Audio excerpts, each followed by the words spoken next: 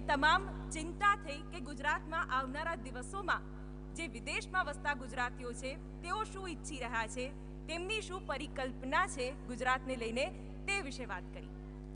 કેન્દ્રીય ગૃહપ્રધાન અમિત શાહના સંબોધનથી ગઈકાલે આ કાર્યક્રમની શરૂઆત થઈ. પહેલો દિવસ ઉત્સાહ એટલો અને તેમાં અમિત શાહના સંબોધન સાથે કાર્યક્રમની શરૂઆત, જેના કારણે કહી શકાય કે કાર્યક્રમમાં ચાર ચાંદ લાગ્યા. તેઓએ પણ વિદેશથી આવેલા ગુજરાતીઓની સરાહના કરી, તેમની કામગીરીને બિરદાવી અને સતત તેઓ ગુજરાત માટે કઈ રીતે કર્તવ્યનિષ્ઠ બનીને કામગીરી કરી રહ્યા છે તે વિશે પણ અમિત શાહે પોતાના વિચારો વ્યક્ત કર્યા. ત્યારબાદ કેન્દ્રીય રાજ્યમંત્રી મીનાક્ષી લેખી કે જેઓએ વિદેશમાં વસતા ભારતીયોની ચિંતા કરી અને તેનો પણ આ મંચ સજ્જો હતો, જેના પર જ્યારે ચર્ચા થઈ કે કઈ રીતે દેશની બહાર વસતા ભારતીયોની ગુજરાતને લઈને, દેશને લઈને તેમની કામગીરી છે તેની પણ વાત કરી. વિષય ગ્લોબલ છે એટલે ગ્લોબલ વિષયો પર પણ ચર્ચા થઈ. પછી એ બિઝનેસ ટાઇકૂન્સ હોય કે પછી એવા ઇન્ફ્લુએન્સર્સ કે જેને જોઈને, જેને સાંભળીને, જેમને સમજીને આજનો યુવા પણ એક અલગ જ દિશામાં ખેડાણ કરવા માટે તત્પર બન્યો છે. મનોરંજન જગત હોય કે ખેલ જગત, તમામ ક્ષેત્રોના મહાનુભાવો સાથે આપણે ગુજરાતના પરિપ્રેક્ષ્યમાં ચર્ચા કરી, વાતચીત કરી અને આજનો બીજો દિવસ પ્રવાસી ગુજરાતી પર્વ 2022નો, જેમાં ફરી એકવાર આપ સૌનું સ્વાગત. મહાનુભાવો પણ મંચ પર હાજર છે, એકવાર જોરદાર તાળીઓથી વધાવી લઈએ. તો નવી ઉર્જા સાથે આજના દિવસની શરૂઆત કરીએ. સારી વાત એ લાગી રહી છે, તમારા સૌના ચહેરા ખીલેલા છે અને ગઈકાલે જે અટાર હતો એમાં આજે ગુજરાતીપણું ક્યાંક છલકી રહ્યું છે. સરસ મજાના અટારમાં, આપ ગુજરાતી અટારમાં, ઇન્ડિયન અટારમાં મોજૂદ છો. એ પણ લાગી રહ્યું છે કે ગઈકાલનો જે રંગ છે હવે ધીમે ધીમે તમારા ઉપર વતનનો રંગ ચડી રહ્યો છે. ખૂબ સારી વાત છે જી. તો શરૂઆત કરીએ. જય જય ગરવી ગુજરાત આપ સૌને. આજે બીજો દિવસ છે. અદાણી પ્રેઝન્ટ પ્રવાસી Gujarati Parv 2022 powered by MEIL, initiative by AIANA and TV9. તો શરૂઆત કરીએ આજના કાર્યક્રમની.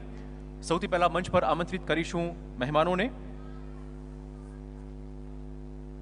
આપણી સાથે મંચ પર હાજર છે TV9 ગુજરાતીના ચેનલ હેડ કલ્પકભાઈ કેકરે, આ સાથે ભાજપ અધ્યક્ષ CR પાટીલ સાહેબ, આઈનામાંથી પ્રફુલભાઈ નાયક આપણી સાથે છે. એ ઉપરાંત ચિરાગભાઈ, મને નિમંત્રિત કરતા આનંદ થાય છે, આફ્રિકાના ઉદ્યોગપતિ શ્રી મહેશભાઈ ચંદરિયા. મહેશભાઈને મંચ પર બિરાજમાન થવા માટે વિનંતી છે. મસ્કત ફાર્મસીના ફાઉન્ડર શ્રી દિલીપભાઈ મહેતાને મંચ પર પધારવા માટે સાદર વિનંતી છે. અને કોટક મ્યુચ્યુઅલ ફંડના શ્રી નિલેશભાઈ શાહ, એમના MD શ્રી નિલેશભાઈ શાહને પણ મંચ પર પધારવા માટે સાદર વિનંતી કરીએ. તમામ મહેમાનોને તાળીઓના ગડગડાટથી વધાવી લઈએ.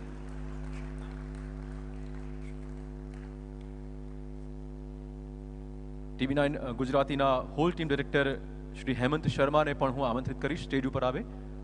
હેમંત શર્મા સાહેબ.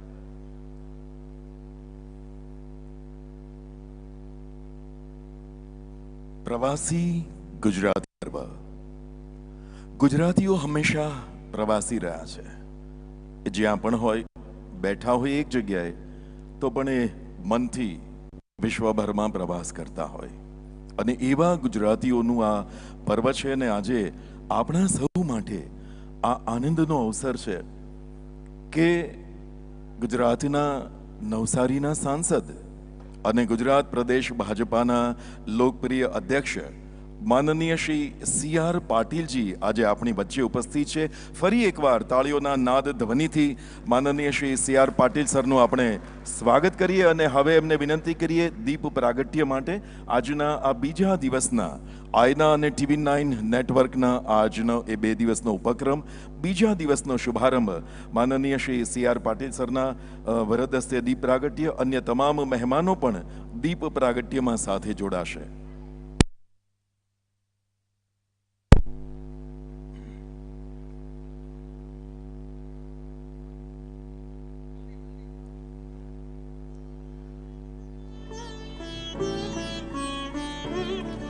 વિશ્વભરના ગુજરાતીઓ આજે અહીં ઉપસ્થિત છે, એમના પ્રતિનિધિઓ ઉપસ્થિત છે. ભારતના જુદા જુદા રાજ્યોના પ્રતિનિધિઓ અહીં ઉપસ્થિત છે. સમાજ જીવનના જુદા જુદા જે વિભાગો, જેમ કે વ્યાપાર, ઉદ્યોગ, સિનેમા, રાજકારણ, સમાજ સેવા, આ ધર્મ ક્ષેત્ર, અધ્યાત્મ ક્ષેત્ર, એ બધાનું કેવું અદ્ભુત ચિરાગભાઈ બિલકુલ. એક આ જોડાણ છે પ્રવાસી ગુજરાતી પર્વમાં, અને એના બીજા દિવસે મંગલ શુભારંભ થઈ રહ્યો છે. જી, શરણાઈના મીઠા સૂર, સંગીતના મીઠા સૂર, પંખીઓનો કલરવ, આ બધું જ આનંદ સાથે આપણા શુભારંભ સાથે જોડાયેલું છે. અને ગુજરાત એક એવું રાજ્ય છે જ્યાં રોજે રોજ નવી સિદ્ધિઓના એક સર્જન થતા હોય છે. ગુજરાતી કોઈ પણ દેશમાં હોય, વિશ્વમાં હોય, રોજ એક નવી સિદ્ધિ તે પ્રાપ્ત કરતો હોય છે. તો આ તમામ સિદ્ધિઓને આપણે આવકારીએ, અને એની સાથે સાથે જ હવે જે વક્તા છે એમને નિમંત્રિત કરવા હું જઈ રહ્યો છું આજના કાર્યક્રમમાં. બિલકુલ. તો એ વક્તા છે આજના આપણા શ્રી નિલેશભાઈ શાહ. નિલેશભાઈ શાહને સાદર વિનંતી કરીશું. એસેટ મેનેજમેન્ટ અને મ્યુચ્યુઅલ ફંડ ક્ષેત્રે દરેક માણસની પાસે ધન તો હોય, પણ એ ધનની સાથે સાથે સંપત્તિમાં એ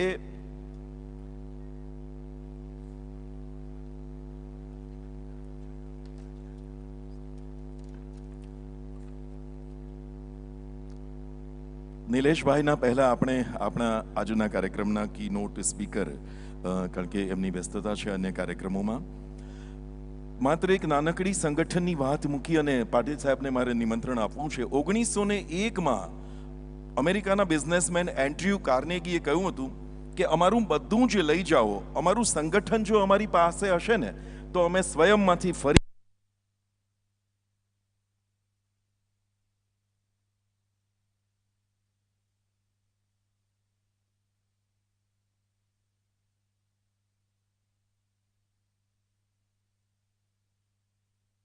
વિકાસમાં ગુજરાત કેવી રીતે આગળ વધે, આ સંગઠનનો આખો વિચાર જેમણે રજૂ કર્યો અને લોકપ્રિયતા સાથે સૌએ ઝીલ્યો, એવા માનનીય અધ્યક્ષ શ્રી CR પાટીલ સાહેબને આપણે સાદર વિનંતી કરીએ કે સર, આજના દિવસે આપનું પ્રાસંગિક આપ ઉદ્બોધન કરશો. માનનીય શ્રી CR પાટીલ સાહેબ.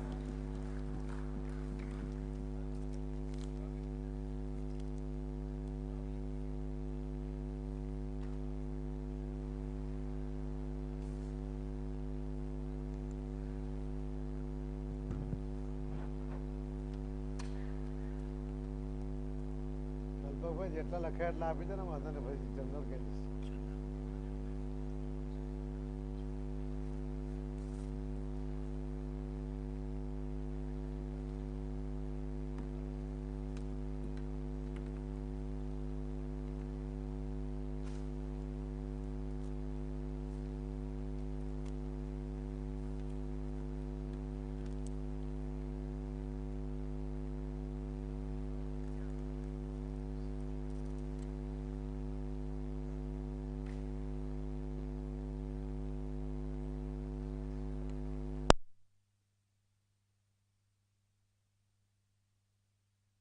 કાર્યક્રમમાં આપણી વચ્ચે ઉપસ્થિત આદરણીય શ્રી હેમંતજી શર્માજી, આદરણીય શ્રી કલ્પકભાઈ, શ્રી પ્રફુલભાઈ નાયક, શ્રી નિલેશભાઈ શાહ, શ્રી દિલીપભાઈ મહેતા, ખૂબ મોટી સંખ્યામાં અહીં પધારેલા અલગ અલગ દેશોમાંથી 20 જેટલા દેશોમાંથી અહીં આવેલા પ્રતિનિધિઓ, સૌ ભાઈઓ અને બહેનો. આમ તો ગઈકાલે ભારતીય જનતા પાર્ટીના કાર્યાલય કમલમ ખાતે આપ સૌને ભોજન પર જ્યારે નિમંત્રિત કરવાના કાર્યક્રમ પરમ દિવસે રાત્રે એમાં નક્કી થયો, પરંતુ મારો એ કાર્યક્રમ એક દિવસ લેટ કરીને ફરીથી લેટ કરવો મુશ્કેલ હતો, એટલા માટે હું પહોંચી નહીં શક્યો. પરંતુ આદરણીય શ્રી અમિતભાઈ શાહ સાહેબ એ પોતે પોતાના પ્રવાસમાંથી સીધા એ આપની સાથે જોડાઈ શક્યા, પરંતુ હું એમાં જોડાઈ નહીં શક્યો. એના માટે આપ સૌની માફી માંગુ છું. આપ સૌ વિદેશ ગયા, વિદેશમાં તમારે ટેલેન્ટનો ઉપયોગ કરીને એ દેશોમાં એને સમૃદ્ધ કરવામાં ગુજરાતીઓનો પણ ખૂબ મોટો ફાળો રહ્યો છે.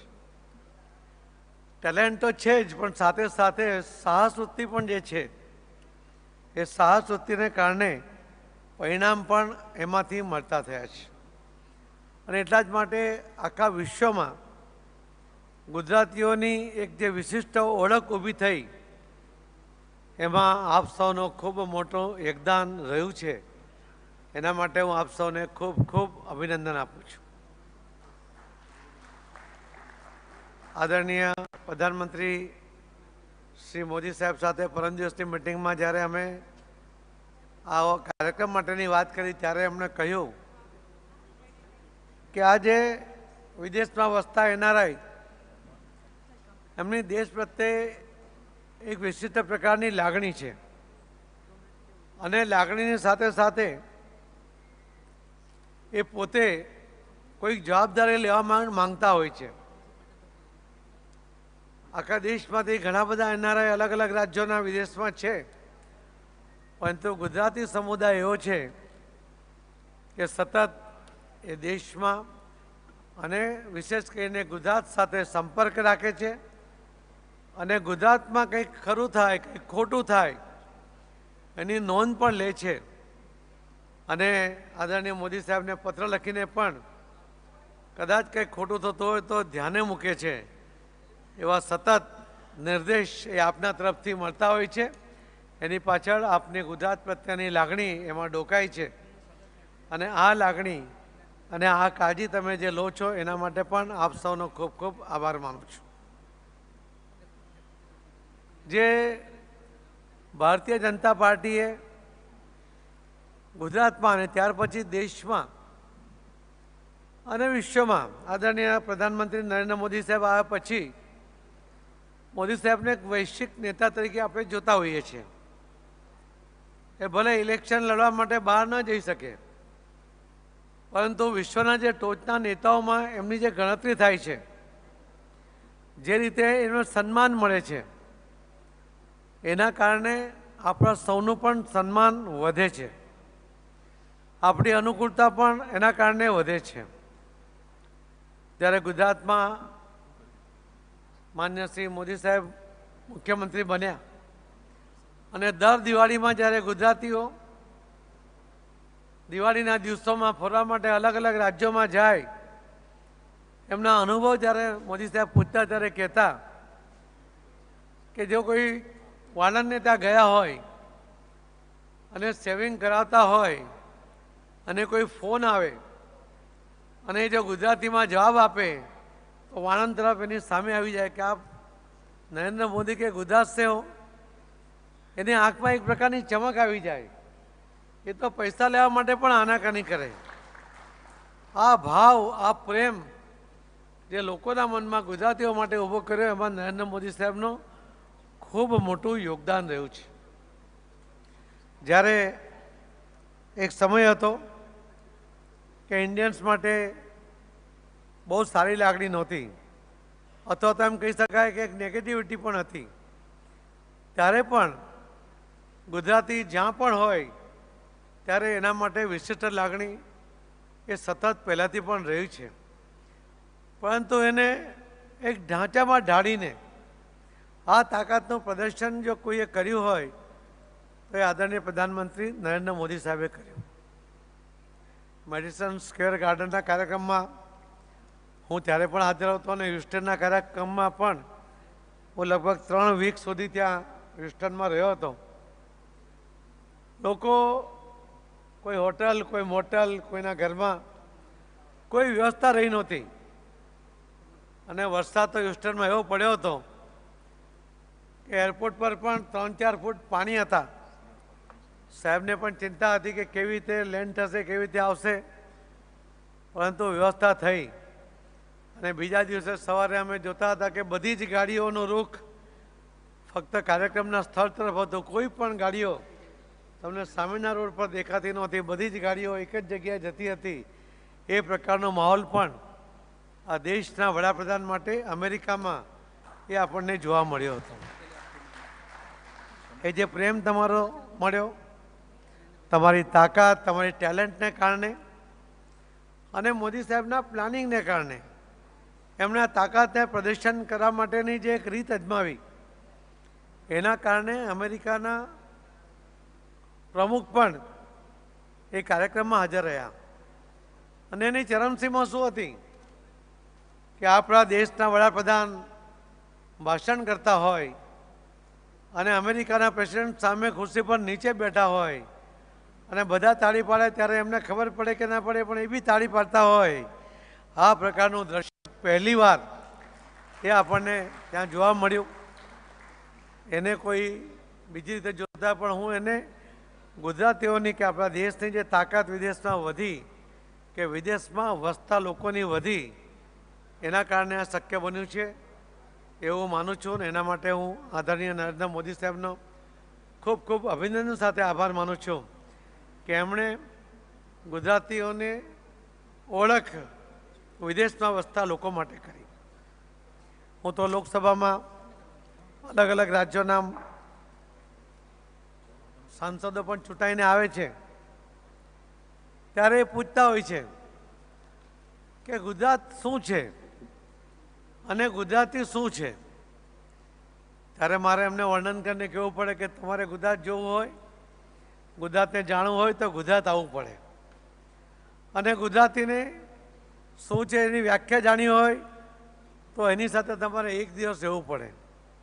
એની વાણી, એની વર્તન, એમાંથી જ તમને એની વિશિષ્ટતા દેખાઈ શકે. પણ શબ્દમાં વર્ણન કરવું હોય તો હું અમને કહેતો હતો કે એક લાઈનમાં હું કહી શકું કે હાથ લંબાવે તો આપવા માટે લંબાવે, માંગવા માટે ક્યારેય ન લંબાવે. એ ગુજરાતી છે. આ એની ઓળખ છે. ગુજરાતમાં અનેક સંકટો આવ્યા, ભૂકંપ આવ્યો, પૂર આવ્યા, ત્યારે બીજા રાજ્યો કે બીજા દેશોમાં કોઈ જગ્યાએથી મદદ આવેની રાહ જોતા હોય પણ ગુજરાતમાં ગુજરાતી અમેરિકા બેઠો હશે કે ગમે ત્યાં બેઠો હશે કે ગુજરાતના ગુજરાતી પણ કોઈ મદદની રાહ જોયા વગર પોતાનાથી બનતી મદદ એ કરવાની શરૂઆત કરી દે છે. એને ઊભો કરવા માટે કોઈના મદદની જરૂર નથી પડતી. એ ગુજરાતી છે અને એ ગુજરાતના લોકોની માનસિકતા પણ છે. સ્વાભાવિકપણે લોકો આ વાતથી ટેવાયેલા નથી, પરંતુ ધીરે ધીરે આ જોઈ રહ્યા છે ત્યારે એક સમય એવો કહેતા હતા કે ગુજરાતી શું એટલે દાળ ભાત ખાય, ગુજરાતી શું તો કે વેપાર કરે. પરંતુ હવે દરેક ક્ષેત્રની અંદર ગુજરાતીઓએ પોતાનું મહત્ત્વનું યોગદાન આપ્યું છે. આપણે અમેરિકામાં પણ જોયું છે કે અનેક મહત્ત્વના સ્થાનો ઉપર ઇન્ડિયાના અને વિશેષ કરીને ગુજરાતના લોકો એ સ્થાન શોભાવે છે. એટલા એમની તાકાતની સાથે સાથે એને ટેલેન્ટને ત્યાંના લોકોએ ઓળખી છે. અનેક ક્ષેત્રની અંદર ગુજરાતીઓએ પોતાનું આગવું સ્થાન ઊભું કર્યું છે. ગુજરાતનો જ્યાં સૌથી વધુ સંખ્યા છે ત્યાંથી ચૂંટાયેલા અહીંયા એક મંત્રી એ પણ આપણી સામે અહીંયા બેઠા છે. એક કેની દેસાઈ પણ કોઈ જગ્યાએથી આવ્યા છે એવું મને હમણાં કહેતા હતા. તો એમને આવવું પડે અથવા આવવું જોઈએ એવું જે મનમાં એમની ભાવના આવે એ તાકાતના આધારે આવે. ક્યારેય કોઈ નબળા માણસ માટે કોઈને સિમ્પતિ હોઈ શકે, કોઈને મદદ કરી શકે, પરંતુ સન્માન ન મળી શકે. અને એટલા જ માટે ગુજરાતી ક્યારેય નબળો નથી, એના માટે ક્યારેય સિમ્પતિની જરૂર નથી. એની પાસેથી મદદની અપેક્ષા હોય છે. એટલા માટે જ્યારે આપણી સાથે લોકો રહેવાનો પ્રયત્ન કરે ત્યારે આપણે માનું કે આપણે સાચી દિશામાં જઈ રહ્યા છે. આપણી તાકાત પણ સંગઠિત થઈ રહી છે. ગુજરાતને લાગે વળગે ત્યાં સુધી હું આપણે ચોક્કસ કહીશ કે આવનારા દિવસોમાં, આવનારા મહિનાઓમાં જ હવે તો ગુજરાતમાં વિધાનસભાનું ઇલેક્શન ડોક્યા લઈ રહ્યું છે.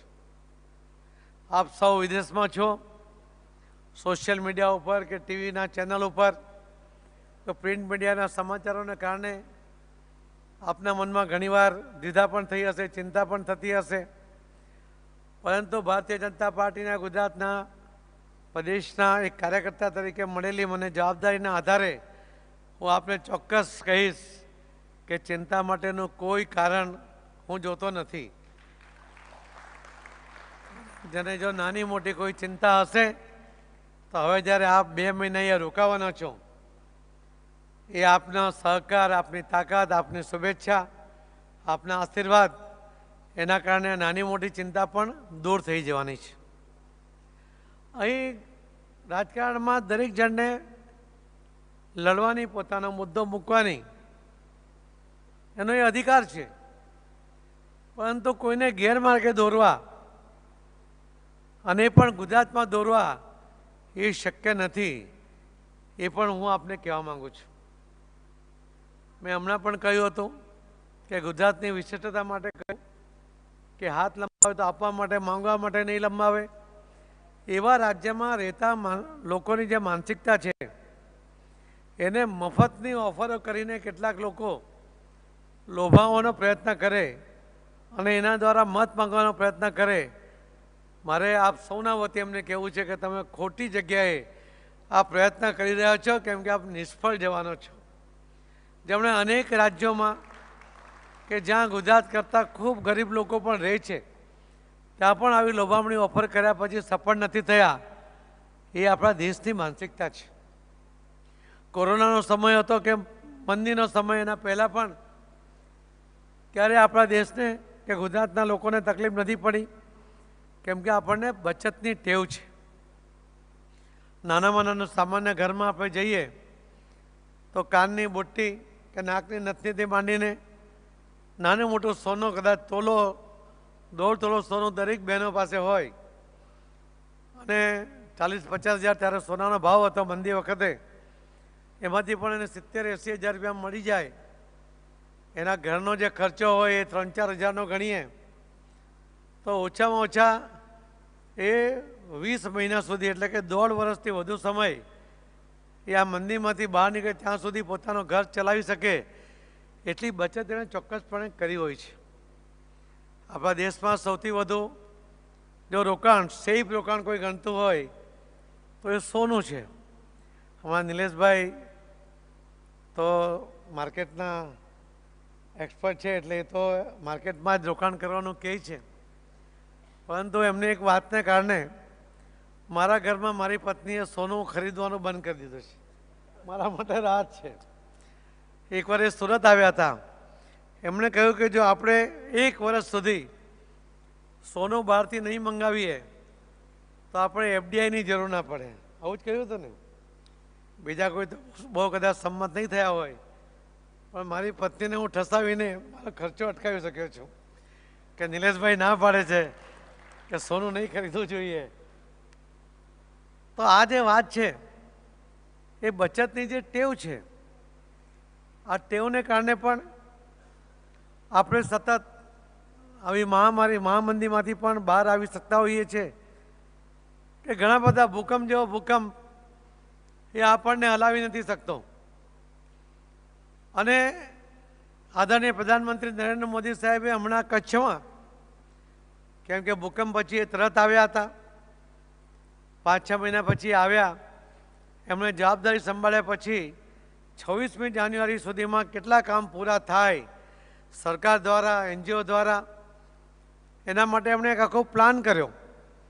એમણે કહ્યું હતું કે જ્યારે 1 વર્ષ પૂરું થશે તે દિવસે આખા દેશમાંથી અને વિશ્વમાંથી પણ પત્રકારો આવશે, ત્યારે આપણને બતાવવું છે કે ગુજરાતમાં ભૂકંપમાં જે કચ્છને નુકસાન થયું છે, કચ્છનું નુકસાન અમે ભરપાઈ કર્યું છે.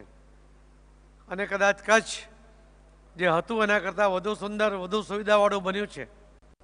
પરંતુ હમણાં 1 મહિના પહેલાં આદરણીય પ્રધાનમંત્રી નરેન્દ્ર મોદી સાહેબે ભુજમાં એક સ્મૃતિવન બનાવ્યું છે. આપ અહીં આવ્યા છો ત્યારે મારે આપને પણ વિનંતી છે કે આપ તો જોવાલાયક ઘણા બધા સ્થળો થયા છે. આપ તો કેવડિયા પણ જઈ રહ્યા છો. સરદાર વલ્લભભાઈ પટેલની એમની પ્રતિષ્ઠાને અનુરૂપ જે પ્રતિમા મોદી સાહેબે બનાવી છે એ પણ આપણે જોઈ હશે. પરંતુ ભૂકંપગ્રસ્ત ભુજ કે કચ્છને, એમાં જે 10,000થી વધુ લોકો મૃત્યુ પામ્યા હતા, એમની યાદમાં એક સ્મૃતિવન મોદી સાહેબે અહીંયા ખુલ્લું મૂક્યું છે. અને એમણે કહ્યું કે જ્યારે અમેરિકા પર હુમલો થયો ને ત્યાં પછી એ ટ્વિન્સ ટાવર તૂટ્યા પછી ત્યાં જે ઝીરો ગ્રાઉન્ડ ઉપર જે ત્યાં એક સ્મૃતિ માટે ત્યાં જે કામ થયું છે, જ્યાં જે એ જ રીતે જાપાનમાં જે હિરોશીમા પર બોમ્બ પછી એની યાદમાં ત્યાં જે ડેવલપમેન્ટ થયું છે એવું જ કદાચ એના કરતાં પણ સારું કુદરતી આફત ભૂકંપ પછી એ સ્મૃતિવનમાં કે શું હતું ભૂકંપ, એના પહેલાંનું કચ્છ શું હતું, એના પછીનું શું છે, અને એ 10,000 લોકોના જે મૃત્યુ થયા હતા એમના માટે પણ એક એક વૃક્ષ ત્યાં રોપવા માટે એમના પરિવારજનોને એમણે આહ્વાન કર્યું. અને એના કારણે જે ત્યાં એને શબ્દોમાં ન વર્ણવી શકાય એ પ્રકારનું આ સ્મૃતિવન ત્યાં બનાવ્યું છે. આપના આ કાર્યક્રમમાં પ્રવાસ દરમિયાન આપ ચોક્કસ આ સ્મૃતિવનની પણ ભેટ લેજો, મુલાકાત કરજો, એ મારી આપ સૌને વિનંતી પણ છે. કે હવે આપણા દેશમાં અમેરિકા કે હિરોશીમામાં જે આપણે જોયું હોય એવું કલ્પના આપણે નથી કરતા કે આપણા દેશમાં થઈ શકે, પરંતુ હવે થઈ રહ્યું છે એ આપને જોવા માટે પણ મારી એટલા માટે વિનંતી છે. મોદી સાહેબ કહેતા હોય છે કે કોઈ એ વ્યક્તિ ગુજરાતમાં પ્રવાસ માટે આવે અને 2-4-5 દિવસમાં ફરીને જતો રહે તો એ આખું ગુજરાત ક્યારેય જોઈ ન શકે. હવે એને ગુજરાત જોવું હોય તો ઓછામાં ઓછા 15 દિવસ ગુજરાતમાં રહેવું પડે અને રોજે રોજે ફરે તો જે ગુજરાતમાં થયેલા વિકાસને જોઈ શકે. એ પ્રકારના પર્યટનની વ્યવસ્થા એ નરેન્દ્ર મોદી સાહેબે ગુજરાતમાં વિકસાવ્યું છે. પર્યટન એક ઇન્ડસ્ટ્રી છે, એના કારણે અનેક રોજગારી મળે છે. એમાં જે વિવિધતા આપણે જોઈ છે કે દાંડી કૂચ આપણે ઇતિહાસમાં ભણ્યા આપણા ભણતી વખતે, પરંતુ દાંડી યાત્રાને આપણને મીઠાનો સત્યાગ્રહથી વધુ કશું યાદ નથી. પરંતુ મહાત્મા ગાંધીજી સાથે બીજા 79 લોકો એટલે કુલ 80 લોકો આ સત્યાગ્રહમાં એ જે નીકળ્યા હતા એ તમામની પ્રતિમાઓ 6 ફૂટની પ્રતિમાઓ એ ત્યાં દાંડીમાં હમણાં મૂકવામાં આવી છે. 6 લાખ લીટરનો તળાવ અને તળાવમાં પાણી ન ખૂટે એના માટે તળાવની જે અંડરગ્રાઉન્ડ 4 લાખ લીટરના પાણીની ટેન્ક બનાવવામાં આવી છે. એમાં 120 ફૂટ ઉપર 2 પાઇપ મૂકવામાં આવ્યા છે. બંને પાઇપ એકબીજાને અડતા નથી, બંને ક્રોસ છે. પણ આપણા એન્જિનિયરોએ જે સિદ્ધિ હાંસલ કરી છે કે કોઈ પણ જાતના ટેકા વગર 120 ફૂટ સુધી અને એ પણ ક્રોસ મૂકીને એમણે એ પાઇપમાં જે જ્યોત જલાવી છે એ નરેન્દ્ર મોદી સાહેબે જ્યોત ત્યાં શરૂ કરી છે. નરેન્દ્ર મોદી સાહેબે ગાંધીજીના જીવન દરમિયાન બનેલા ઐતિહાસિક પ્રસંગોને ત્યાં એક પથ્થર ઉપર અલગ અલગ જગ્યાએ એ મૂકતા ગયા છે. એ પણ એક જોવાલાયક સ્થળ છે. લગભગ 150 કરોડના ખર્ચે મોદી સાહેબે જ્યારે એને વિકસાવ્યું ત્યારે અમને પણ કલ્પના નહોતી કે આમાં શું બનાવશે. મારા મતશ્રેષ્ઠનો વિચાર હતો. રોજ 4-5 હજાર લોકો આવવા માંડ્યા. પછી શનિ રવિમાં લગભગ 25,000 લોકો એ સ્થળની મુલાકાત લે છે. ગાંધીજીને જાણવું હશે ને તો એકવાર દાંડી પણ જવું જોઈએ એવી મારી આપ સૌને વિનંતી છે. હવે તો ત્યાં તમને મીઠાની બોટલ પણ ત્યાં જ મીઠું બની જાય તમારી આંખ સામે, એમાંથી આટલી બોટલ કે દાંડીનું મીઠું એ તમે યાદમાં લઈ જાઓ એ પ્રકારની વ્યવસ્થા મોદી સાહેબે કરી છે. તમે અંબાજી હમણાં નહીં હશો, કદાચ પહેલાં દર્શન કર્યા હશે. તમે હમણાં જુઓ અંબાજી જે રીતે એમણે મંદિરને ડેવલપ કર્યું, આજુબાજુના સ્થળો, અને અંબાજીને આરતીની શરૂઆત કરી છે. અને ત્યાં પણ પ્રસાદ મળે એની ગુણવત્તા કેવી હોય એની પર એમણે ખૂબ ધ્યાન આપીને એમણે અંબાજીને પણ ડેવલપ કર્યું છે. સોમનાથના મંદિરને તમે જોયું જ હશે, ન જોયું તો એકવાર ફરી જોવા જોઈએ. તમને દર વખતે કંઈક નવું ત્યાં તમને જોવા મળશે. એ પ્રકારનો આકાર એ સોમનાથ લઈ રહ્યું છે. સોમનાથ તૂટ્યા પછી સરદાર વલ્લભભાઈ પટેલે એનો જીર્ણોદ્ધાર શરૂ કર્યો અને કર્યો હતો, પરંતુ એને સુવિધાથી લેસ અને પૂર્ણ સુવર્ણથી મળવા માટેનો જે પ્રયત્ન મોદી સાહેબે શરૂ કર્યો, લોકોએ ખૂબ મોટી સંખ્યામાં ત્યાં સોનું આપ્યું. અમે કહો તેમ નિલેશભાઈ ભલે બહારથી આવ્યા પણ મંદિરમાં આપ્યું, અને એ રીતે એમણે ત્યાં આખું સોનાથી સોમનાથ મંદિર જે પહેલાં સોનાથી મળેલું હતું એ ફરીથી એ પ્રયત્ન એમણે શરૂ કર્યો છે. આવા અનેક વિકાસના કામો અહીંયા થયા છે. પણ વિકાસની સાથે સાથે જ્યારે આફતો આવી, દાખલા તરીકે કોરોનાથી તમે પણ ગ્રસ્ત હતા, તમે ત્રસ્ત હતા, તમે મજબૂર પણ હતા. તમારી ઈચ્છા હોય તો પણ તમે દેશમાં કોઈ મદદ કરી શકવાની સ્થિતિમાં નહોતો. સડક માર્ગ હોય કે દરિયાઈ માર્ગ હોય કે હવાઈ માર્ગ હોય, બધા જ દેશો સાથેના સંપર્કો બધા જ દેશોએ બંધ કર્યા હતા, લાંબો સમય બંધ કર્યા હતા. ત્યારે આપણા દેશની અંદર આ કોરોનામાં રસી ક્યારે આવશે, ક્યારે આપણે એમાંનો સામનો કરીશું, ક્યારે બચીશું, કેટલા લોકો એમાં મૃત્યુ પામશે, એની કલ્પના કરીએ તો ડરી જવાય એ પ્રકારનું વાતાવરણ હતું. ત્યારે મોદી સાહેબે આત્મનિર્ભર યોજના જેમણે પહેલાંથી જાહેર કરી હતી અને કોંગ્રેસ ઠેકડી ઉડાવતી હતી, એમણે આપણા દેશના વૈજ્ઞાનિકોને પ્રોત્સાહિત કર્યા, એમને પર વિશ્વાસ કર્યો અને એક નહીં, બે નહીં, ત્રણ વેક્સિન આપણા દેશના વૈજ્ઞાનિકોએ બનાવી. એ બનાવ્યા પછી આખા દેશના તમામ લોકોને 216 કરોડથી વધુ લોકો સુધી આ વેક્સિન પહોંચે અને મફત પહોંચે એ સફળતાપૂર્વક પહોંચાડવાનો પ્રયત્ન પણ એમણે કર્યો. એમાં સફળ થયા. એ કદાચ આપણા દેશમાં નરેન્દ્ર મોદી સાહેબ જ કરી શકે. જો કદાચ આદિવાસી વિસ્તાર હોય કે ગરીબ વિસ્તારમાં કોઈ ઘરમાં 4-5 લોકો રહેતા હોય અને એમને જો વેક્સિન ન લઈ શકે કે ના ખરીદી શકે તો એ કોરોનાગ્રસ્ત થાય, એના કારણે કોરોના ફેલાતો રહે, એના કારણે મૃત્યુ થતા રહે. એટલા માટે દરેક લોકોને વેક્સિન મળવું જોઈએ. એટલે મફત આપવું હોય તો શું આપવું જોઈએ એ નરેન્દ્ર મોદી સાહેબે આખા દેશ અને દુનિયાને બતાવ્યું કે વેક્સિન આપો, એમનો જીવ બચાવવો છે. અને એટલા માટે એમને ફ્રીમાં વેક્સિન આપ્યું અને પહોંચાડ્યું. 100 વર્ષ પહેલાં જે મહામારી આવી હતી એ મહામારીમાં પણ લાખો લોકો મૃત્યુ પામ્યા હતા, પણ બીમારીને કારણે જે મૃત્યુ પામ્યા એના કરતાં સૌથી વધુ લોકો ભૂખમરાને કારણે મૃત્યુ પામ્યા હતા. આદરણીય નરેન્દ્ર મોદી સાહેબની દીર્ઘદ્રષ્ટિ, એમની દૂરંદેશી હતી કે વેક્સિનથી લોકોને બચાવ્યા છે, પણ ભૂખમરાને કારણે પણ દેશમાં એક પણ મૃત્યુ નહીં થવું જોઈએ એવો એનો સંકલ્પ હતો. એમણે સરકારના તમામ ગોડાઉનો ખુલ્લા કર્યા. 80 કરોડ લોકોને છેલ્લા 2.5 વર્ષથી માથા દીઠ 5 કિલોથી વધુ અનાજ એ ફ્રીમાં આપી રહ્યા છે. કોઈ મૃત્યુની વાત તો બહુ દૂરની છે. એક ટંક પણ કોઈ ભૂખો સૂઈ ગયો હોય એવો બનાવ દેશમાં નથી બન્યો. એ આદરણીય પ્રધાનમંત્રી નરેન્દ્ર મોદી સાહેબને કારણે એ શક્ય બન્યું છે. હવે અનેક પ્રસંગે એમણે જે રીતે નિર્ણયો કર્યા દરેક ક્ષેત્રના લોકો માટે, એ આદિવાસી હોય, ખેડૂત હોય, યુવા હોય, મહિલા હોય, માછીમાર હોય, દરેક માટે યોજનાઓ બનાવી અને એમણે કલેક્ટરોને સૂચનાઓ આપી કે આ યોજનાઓ લાભાર્થીઓને 100% સુધી પહોંચવી જોઈએ. આ એમની પ્રતિબદ્ધતા હતી. તમે વચનો તો આપો પણ પૂર્ણ કોણ કરે? મેનિફેસ્ટોમાં આપેલા વચનો એ ઠાલા વચનો હોય છે એવું સામાન્ય રીતે આપણે માનતા થઈ ગયા હતા.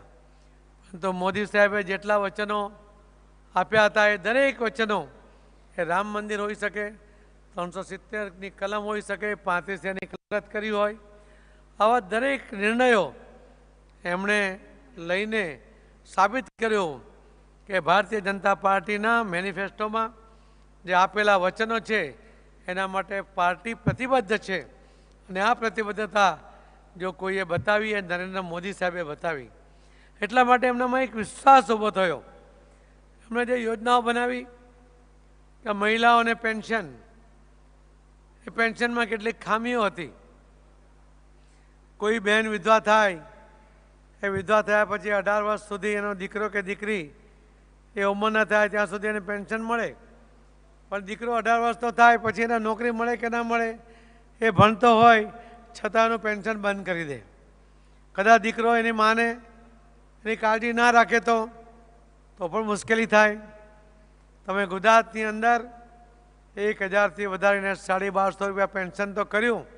સાથે સાથે આજે વય મર્યાદા હતી કે દીકરો 18 વર્ષ તો થાય પછી પેન્શન બંધ થતું. હવે આજીવન આ બહેનોને પેન્શન મળે એવી વ્યવસ્થા એ ગુજરાતમાં આદરણીય મોદી સાહેબ અને ગુજરાત સરકારે, આદરણીય મુખ્યમંત્રી શ્રી ભૂપેન્દ્રભાઈ પટેલ અને એમના આગલા મુખ્યમંત્રીઓ હતા, શ્રીમતી આનંદીબેન હતા, વિજયભાઈ હતા, એમણે બધાએ આવા નિર્ણયો કર્યા એના કારણે લોકોને એમાં ફાયદો થયો. એમણે જે 100% દરેક જિલ્લામાં વિધવા બહેનોને પેન્શન મળવું જ જોઈએ, એમને 100 એવા કાર્યક્રમો કરવા માટે કહ્યું. અને ભરૂચના કલેક્ટર તરફથી પહેલો કાર્યક્રમ જ્યારે પૂરો કર્યો, અમને કહ્યું કે 31 માર્ચ સુધીમાં તમામ વિધવા બહેનોને અમે પેન્શન આપ્યું છે. ત્યારે એમણે વર્ચ્યુઅલ મિટિંગમાં લગભગ 25-30 હજાર બહેનોને ભેગી કરીને સાહેબે સંબોધન કર્યું હતું.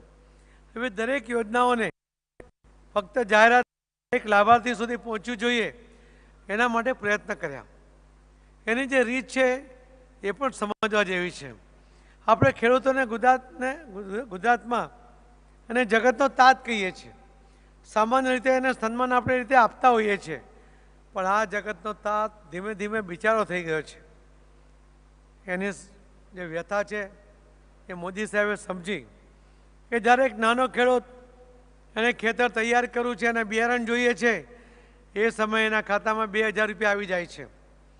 એને ખાતર નાખવું છે તે સમયે એના એકાઉન્ટમાં 2000 રૂપિયા જમા થઈ જાય છે. અને લણણી કરવી છે કે નિંદણ ટૂંપણ કરવું છે ત્યારે બીજા 2000 એટલે કે વર્ષમાં 6000 એના ખાતામાં સમયસર જમા થઈ જાય છે. પણ આ યોજનાનું મહત્ત્વ શું છે?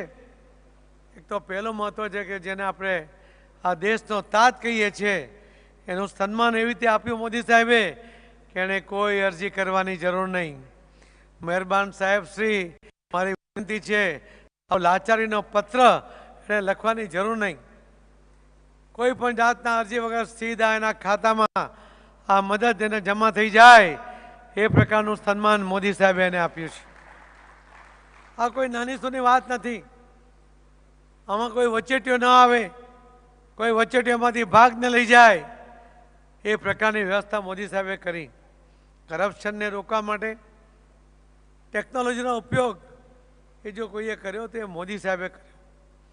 અને એ કારણે આપણા દેશમાં કામ સમયસર થતું નથી. ભ્રષ્ટાચાર છે એ પ્રકારની જે બૂમો પડતી હતી એ ધીમે ધીમે ઓછી થઈ લોકોને વિશ્વાસ થવા માંડ્યો છે.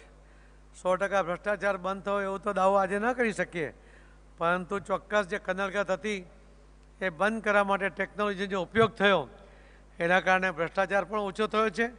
અને હું માનું છું કે મોદી સાહેબ જે રીતે કામ કરી રહ્યા છે એની પર 100% અંકુશ લાવવાનો એમનો જે પ્રયત્ન છે એ આવનારા દિવસોમાં એ સફળ થશે એવો મને વિશ્વાસ છે. આપ સૌ તો વિદેશોમાં ભ્રષ્ટાચાર નથી એના કારણે આપણા દેશની જે તુલના કરતા હોય છે ત્યારે તમે દુઃખી થતા હો છો, પણ એ દિવસ દૂર નથી કે તમારી કલ્પના, તમારી અપેક્ષા એ આવનારા દિવસોમાં ચોક્કસપણે પૂર્ણ થવાની છે.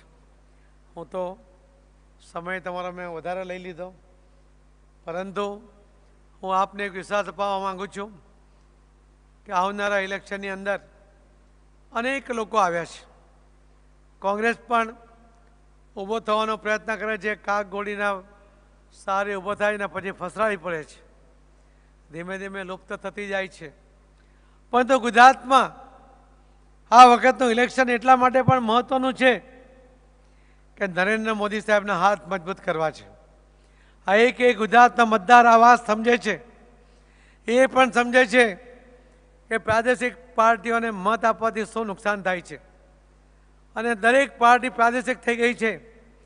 એક વખત કોંગ્રેસ એક નેશનલ પાર્ટી હતી, એ નેશનલ પાર્ટી આજે એક સીમિત થઈ ગઈ છે. રાજસ્થાનમાં એકમાત્ર એની પાસે સરકાર છે. એ ક્યારે તૂટી પડશે એમના પોતાના ભારથી એ નક્કી નથી. એનો મા, બેટી, દીકરોને જમાઈ આ 4 જણની પરિવારની પાર્ટી બની ગઈ છે. તમે દરેક પાર્ટીને જુઓ. મહારાષ્ટ્રમાં જાઓ તો શિવસેના, બાપ અને દીકરાની પાર્ટી. એનસીમાં જાઓ તો બાપ અને દીકરીની પાર્ટી.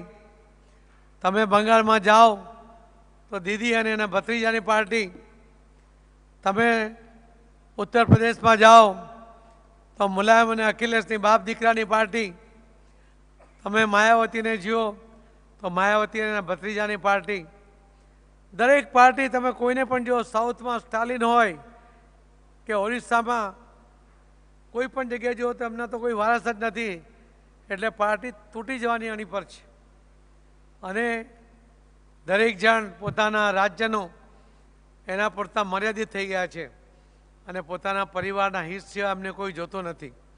આ દેશ ઉપર કોઈ આફત આવી જાય તો એને બચાવવાની ક્ષમતા જો કોઈમાં હોય તો એ નરેન્દ્ર મોદી સાહેબના અધ્યક્ષતામાં ભારતીય જનતા પાર્ટીમાં છે. એ આખા એક સમય આખા દેશમાં 2 સીટ ભારતીય જનતા પાર્ટીને લોકસભા મળી હતી. આજે એનો આખો રાષ્ટ્રીય વ્યાપ એ નરેન્દ્ર મોદી સાહેબના આગેવાનીમાં એ વધ્યો છે. આખા દેશના લોકો ભારતીય જનતા પાર્ટીમાં વિશ્વાસ કરે છે. જે આપણા બધાની અપેક્ષાઓ હતી. એક સમય હતો મીડિયાના કલ્પકભાઈને બધા અહીંયા બેઠા છે.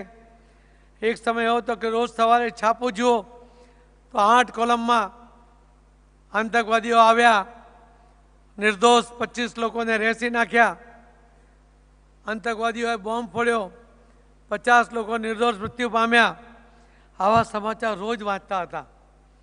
આપણે વસ્વસ હતો, આપણે સમસમીને બેસી રહેતા હતા, આપણે કંઈ કરી શકતા નહોતા.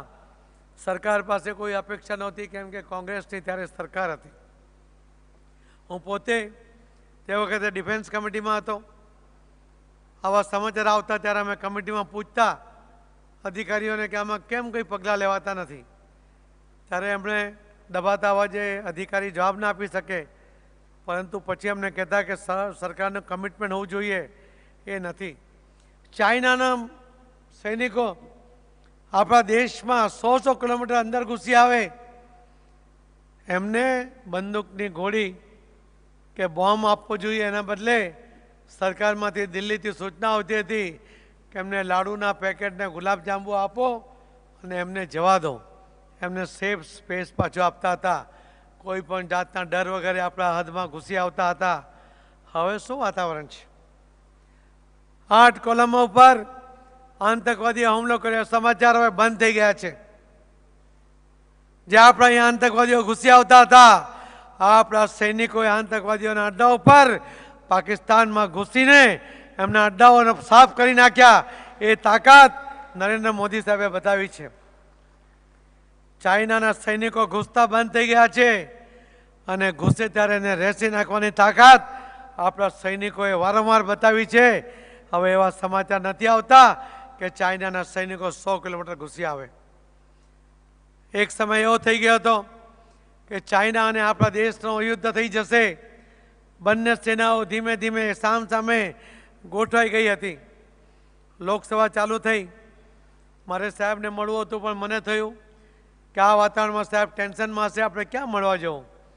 એક દિવસ નહીં ગયો, બીજા દિવસે નહીં ગયો, ત્રીજા દિવસે હિંમત કરીને હું સાહેબને મળવા ગયો તો સાહેબ તો નિરાંતે બેઠા હતા. મેં સાહેબને કહ્યું કે સાહેબ, હું તો 3 દિવસથી આપને મળવા માંગતો હતો, પરંતુ આ ચાઇના સાથેનો જે પ્રશ્ન ઊભો થયો છે એના કારણે આપ ટેન્શનમાં હશો, એના કારણે હું આપને મળવાનું ટાળતો હતો.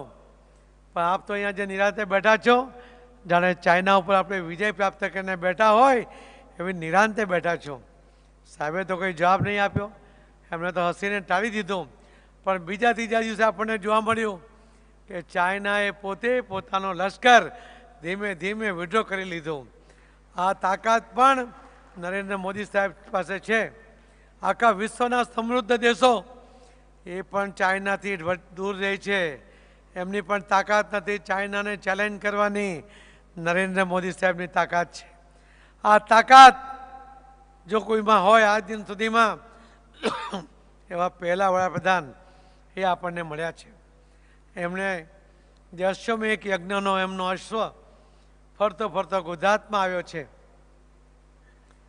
1,18,00,000 પ્રાથમિક સદસ્ય ભારતીય જનતા પાર્ટીના ગુજરાતમાં છે અને 82 લાખ જેટલા પેજ કમિટીના સદસ્યો જ્યારે ભારતીય જનતા પાર્ટીના ગુજરાતમાં છે. આપ સૌની શુભેચ્છા, આપ સૌનો આશીર્વાદ જ્યારે બધાની સાથે છે, આટલું મોટું લશ્કર જ્યારે આ અશ્વની રક્ષામાં હોય ત્યારે કોઈની તાકાત નથી કે અશ્વને રોકી શકે. એનો વિજય નિશ્ચિત છે. અશ્વને રોકવાની કોઈની તાકાત નથી. અને એટલા માટે આપને કહીશ કે 8મી ડિસેમ્બરે જે હિમાચલ પ્રદેશનું કાઉન્ટિંગ નક્કી થયું છે એ જ તારીખે ગુજરાતનું કાઉન્ટિંગ પણ ચોક્કસ નક્કી થશે. ત્યાર પછીના આખા ગુજરાતની જે વિજય યાત્રામાં આપ સૌ પધારો એવું આમંત્રણ હું આપને આજથી આપી દઉં છું. આપ સૌએ મને ખૂબ સમય આપ્યો એ બદલ આપનો, પછી કલ્પકભાઈનો અહીં આવ્યા એમને બધાનો ખૂબ ખૂબ આભાર માનીને મારી વાતને વિરામ આપું છું. જય જય ગરી ગુજરાત, ભારત માતા કી. ધન્યવાદ, આભાર માનનીય શ્રી સી આર પાટીલજી. ઘણીવાર આપણને એમ થતું હોય કે એક લીડર છે, સફળ લીડર કેમ બને.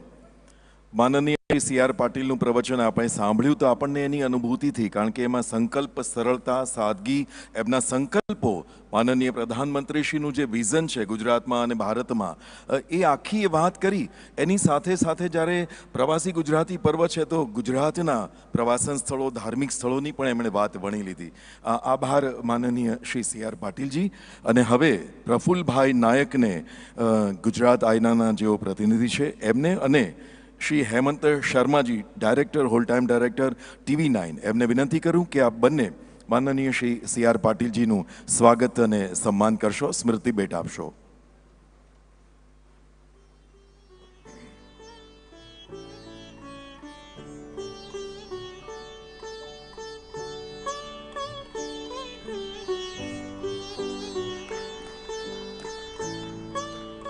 આઈના અને TV9ની એક પહેલ પ્રવાસી ગુજરાતી પર્વ, અદાણી પ્રેઝન્ટ્સ અને પાવર્ડ બાય MEIL, આખો એ 2 દિવસીય ગુજરાતી પ્રવાસી પર્વ છે એનો આજે બીજો દિવસ છે મિત્રો.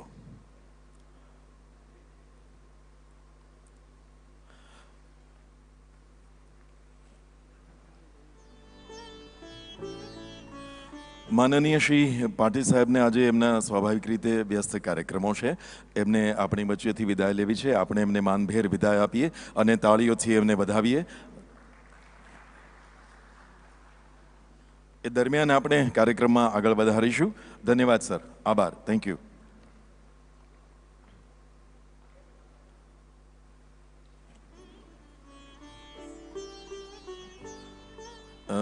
એમને વિનંતી કરી 2 મિનિટ માટે રોકાવા, કારણ કે સન્માન તરફ આપણે જઈ રહ્યા છીએ. We have a special guest today from Hyderabad, Shri આદરણીય Shri Jagapati Raoji. I would like to request Jagapati Raoji, promoter of the TV9 group network, to come over to the stage. જોરદાર તાળીઓથી આપણે સ્વાગત કરીએ. TV9 ગ્રુપના પ્રમોટર શ્રી જગપતિ રાવજી આજે હૈદરાબાદથી છે. એમને આપણે મંચ પર નિમંત્રિત કર્યા અને હવે એમના જ વરદ હસ્તે અન્ય જે મહાનુભાવો આજના વક્તાઓ છે એમનું આપણે સ્વાગત અને સન્માન કરીશું. સર્વપ્રથમ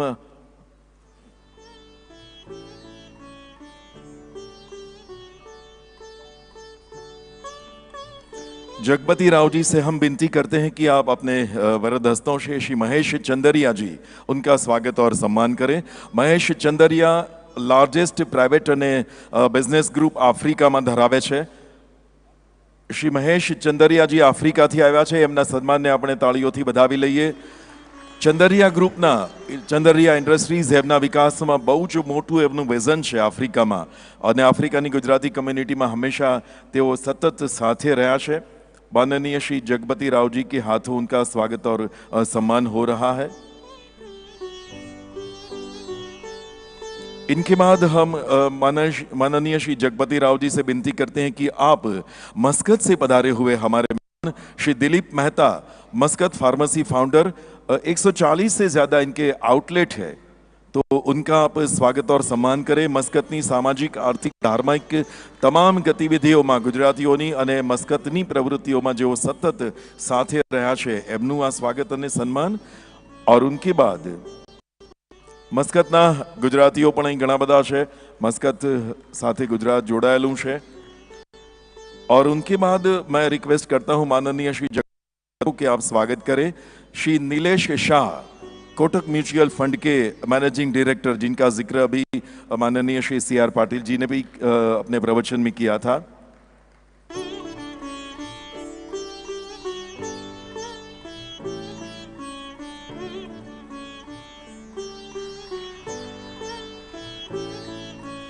धन्यवाद माननीय श्री पाटिल जी और श्री जगपति राव जी.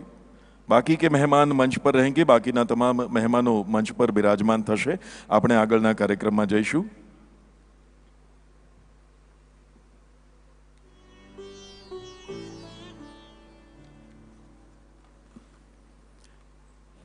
હવે પછીના જે વક્તા છે આજે આપણી સાથે, સંપત્તિ, પૈસા, લક્ષ્મી, પછીથી મહાલક્ષ્મી થાય જો ડોનેશન કરીએ તો. આ લક્ષ્મી અને પૈસા રળવા કોને ના ગમે, પણ રળ્યા પછી એનું મેનેજમેન્ટ કરવું એ પણ બહુ મોટી દુવિધા હોય છે, કારણ કે ન હોય ત્યારેય પ્રશ્નો હોય છે અને હોય તો એનું મેનેજમેન્ટ કેમ કરવું એના પણ પ્રશ્નો છે.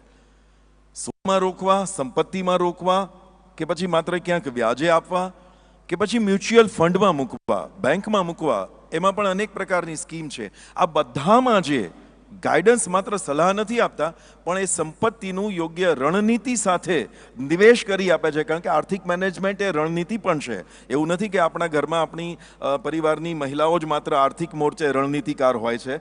એ તો રણનીતિકાર એ જ છે કે જે જીતાડે છે, પણ એ રણનીતિકારને પણ જે પ્રેરિત કરે એવી એજન્સી આપણે ત્યાં જે એમાંની એક કોટક મહિન્દ્રા, અને કોટક મહિન્દ્રાના મ્યુચ્યુઅલ ફંડના એમડી, જેમણે બહુ જ પરિવારોને પોતાના સાચા માર્ગદર્શનથી ઉજાગર કર્યા છે આર્થિક રીતે, શ્રી નિલેશભાઈ શાહને સાદર વિનંતી છે આજના એમના ઉદ્બોધન માટે. માનનીય શ્રી નિલેશભાઈ શાહ.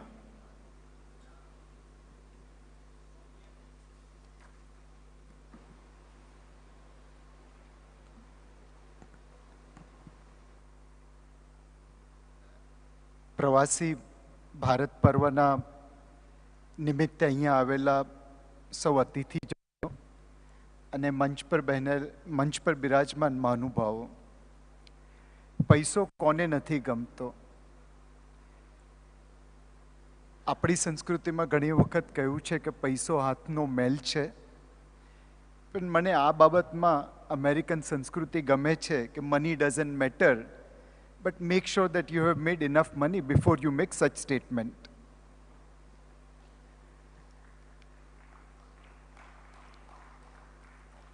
આજની તારીખે રોકાણ કરવા માટે ભારત જેવો ઉમદા પ્રદેશ ક્યાંય પણ નથી.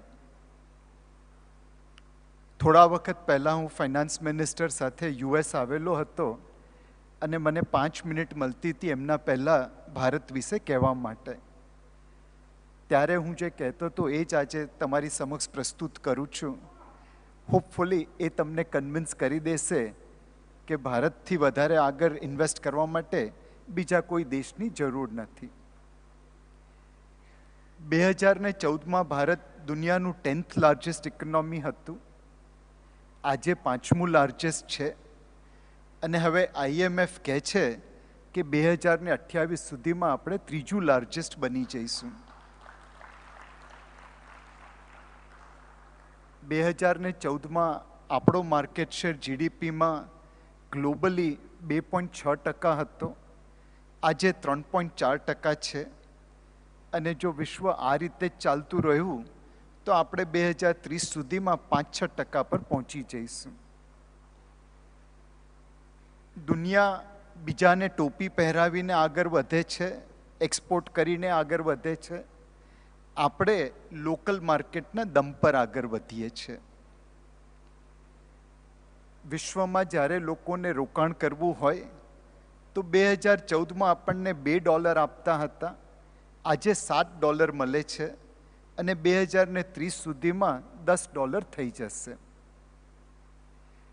ભારત 2014માં વિશ્વની 4થું લાર્જેસ્ટ સ્ટીલ મેન્યુફેક્ચરર હતું, આજે 2nd લાર્જેસ્ટ બની ગયું છે. વિશ્વના આપણે 7મા લાર્જેસ્ટ ઓટોમોબાઈલ મેન્યુફેક્ચરર હતા, આજે 4થા લાર્જેસ્ટ છીએ, અને 1-1.5 વર્ષમાં 3rd લાર્જેસ્ટ ઓટોમોબાઈલ મેન્યુફેક્ચર બની જઈશું. 2014માં આપણે વિશ્વના 12th largest mobile handset manufacturer હતા, આજે 2nd લાર્જેસ્ટ બની ગયા છીએ, અને થોડીક મહેનત કરીશું તો ચાઇનાને ઓવરટેક કરીને સૌથી મોટા બની જઈશું. જ્યારે હું US આવેલો હતો તો ન્યુયોર્ક ગ્રાન્ડ સેન્ટ્રલ સ્ટેશનમાં ગયેલો, ત્યાં એપલનો એક શોરૂમ છે, અને અહીંની જેમ બી ત્યાં બોક્સ ઉપર રાખે છે અને ફોન લોક એન્ડ કીમાં નીચે રાખે છે. ત્યાં જઈને જોયું તો એક બોક્સ ઉપર iPhone 13ના મેડ ઇન ઇન્ડિયા લખેલું, પછી જઈને બીજું બોક્સ જોયું, ત્રીજું જોયું, એટલે દુકાનમાં જે સેલ્સ આસિસ્ટન્ટ હતી એ આવી કે ભાઈ તમને કંઈ મદદ જોઈએ છે? મેં કીધું નહીં બેન, કોઈ મદદ નથી જોતી. અહીંયા મેડ ઇન ઇન્ડિયાના બોક્સ જોઈને બહુ ખુશી મળે છે. છું પાક્કો ગુજરાતી, મફતમાં ખુશી મળતી હોય તો વધારે માણી લઉં છું. આજે ભારતમાં 2014માં 4 યુનિકોર્ન હતા સ્ટાર્ટઅપ, જેની વેલ્યુ $1 બિલિયન ઉપર હતી. આજે 110 યુનિકોર્ન થઈ ગયા છે. જ્યારે મેં કેરિયર ચાલુ કરેલી ત્યારે ભારતનો જીડીપી $300 બિલિયન હતો 1991માં. થોડું રાઉન્ડેડ ઓફ કરું છું. 2021માં 10 ગણો વધીને $3000 બિલિયન થયો. વચમાં કોવિડ આવી ગયું એટલે આપણી પ્રગતિમાં એક બાધા પડી. પણ અહીંથી જો સડસડાટ આગળ વધીએ અને કોવિડ જેવી મહામારી નહીં આવે તો નેક્સ્ટ 30 વર્ષમાં 3 ટ્રિલિયનના 30 ટ્રિલિયન થતા કોઈ રોકી નહીં શકે. એ ટાઈમે જેટલો જીડીપી વધ્યો એટલું જ માર્કેટ કેપ વધ્યું છે. અને એટલું જ માર્કેટ કેપ 2021થી 2051માં વધશે એવું લાગે છે. આજે જ્યારે તમે ભારતની સ્ટોક માર્કેટનું રિટર્ન જુઓ છો ત્યારે આપણે છેલ્લા 8 વર્ષમાં દુનિયાની બીજી ઇમર્જિંગ માર્કેટ કરતાં 8 ગણું વધારે રિટર્ન ડોલરમાં આપ્યું છે. 8 ગણું વધારે રિટર્ન. છેલ્લા 12 વર્ષમાં જોઈએ તો લગભગ 4 ગણું વધારે રિટર્ન આપ્યું છે. અને છેલ્લા 20 વર્ષમાં જોઈએ તો લગભગ 1.5 રિટર્ન આપ્યું છે. ખાલી છેલ્લે એક વાક્ય તમને કહીશ જે ભારતમાં રોકાણ કરવાની તક તમને ઉજાગર કરીને દેશે. 1980માં જાપાનની સુઝુકી કંપની ભારતમાં આવી મારુતિ ઉદ્યોગ સ્થાપના કરવા માટે. 2003માં એનું લિસ્ટિંગ થયું. 2022માં એનો સ્ટોક ઓલ ટાઈમ હાઈથી લગભગ 30-35% નીચે છે. અને એના પછી પણ છેલ્લા લગભગ 20 વર્ષમાં US ડોલર ટર્મ્સમાં મારુતિનું રિટર્ન જાપાનની હોન્ડા, ટોયોટા, સુઝુકી અને નિસાન કરતાં વધારે છે. 20 વર્ષથી મારુતિનો સ્ટોક હોન્ડા, ટોયોટા, સુઝુકી અને નિસાન કરતાં વધારે રોકાણકારોને રિટર્ન બનાવીને આપે છે. અમેરિકાની કંપની જોઈએ, ક્રાઇસલર, ફોર્ડ, જનરલ મોટર્સ, એમના કરતાં 3 કરતાં વધારે રિટર્ન મારુતિનો સ્ટોક આપે છે. જર્મન કંપની જોઈએ તો વોક્સવેગન અને મર્સિડીઝ બેન્ઝ બંનેને ભેગી કરીએ એના કરતાં વધારે રિટર્ન મારુતિનો સ્ટોક આપે છે. કોરિયાની કંપની જોઈએ, હ્યુન્ડાઈ કે કિયા કે સાંગ્યોંગ, એમના કરતાં વધારે રિટર્ન મારુતિનો સ્ટોક આપે છે. હું ખાલી એક અમેરિકન કંપનીને છોડી રહ્યો છું, ટેસ્લા, પણ એના સિવાયની બધી ઓટોમોબિલ કરતાં મારુતિનો સ્ટોક વધારે રિટર્ન આપે છે.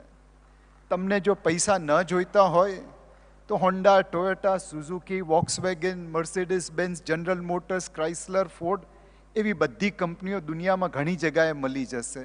પણ જો પૈસા બનાવવા હોય તો ખાલી ભારતની મારુતિ જ તમને રોકાણકારોને વળતર આપશે. આ ભારતની ઓપોર્ચ્યુનિટી છે, આ ભારતનો ગ્રોથ છે. તમે સૌ એમાં ભાગીદાર બનો એવી અમારી આશા છે. Thank you.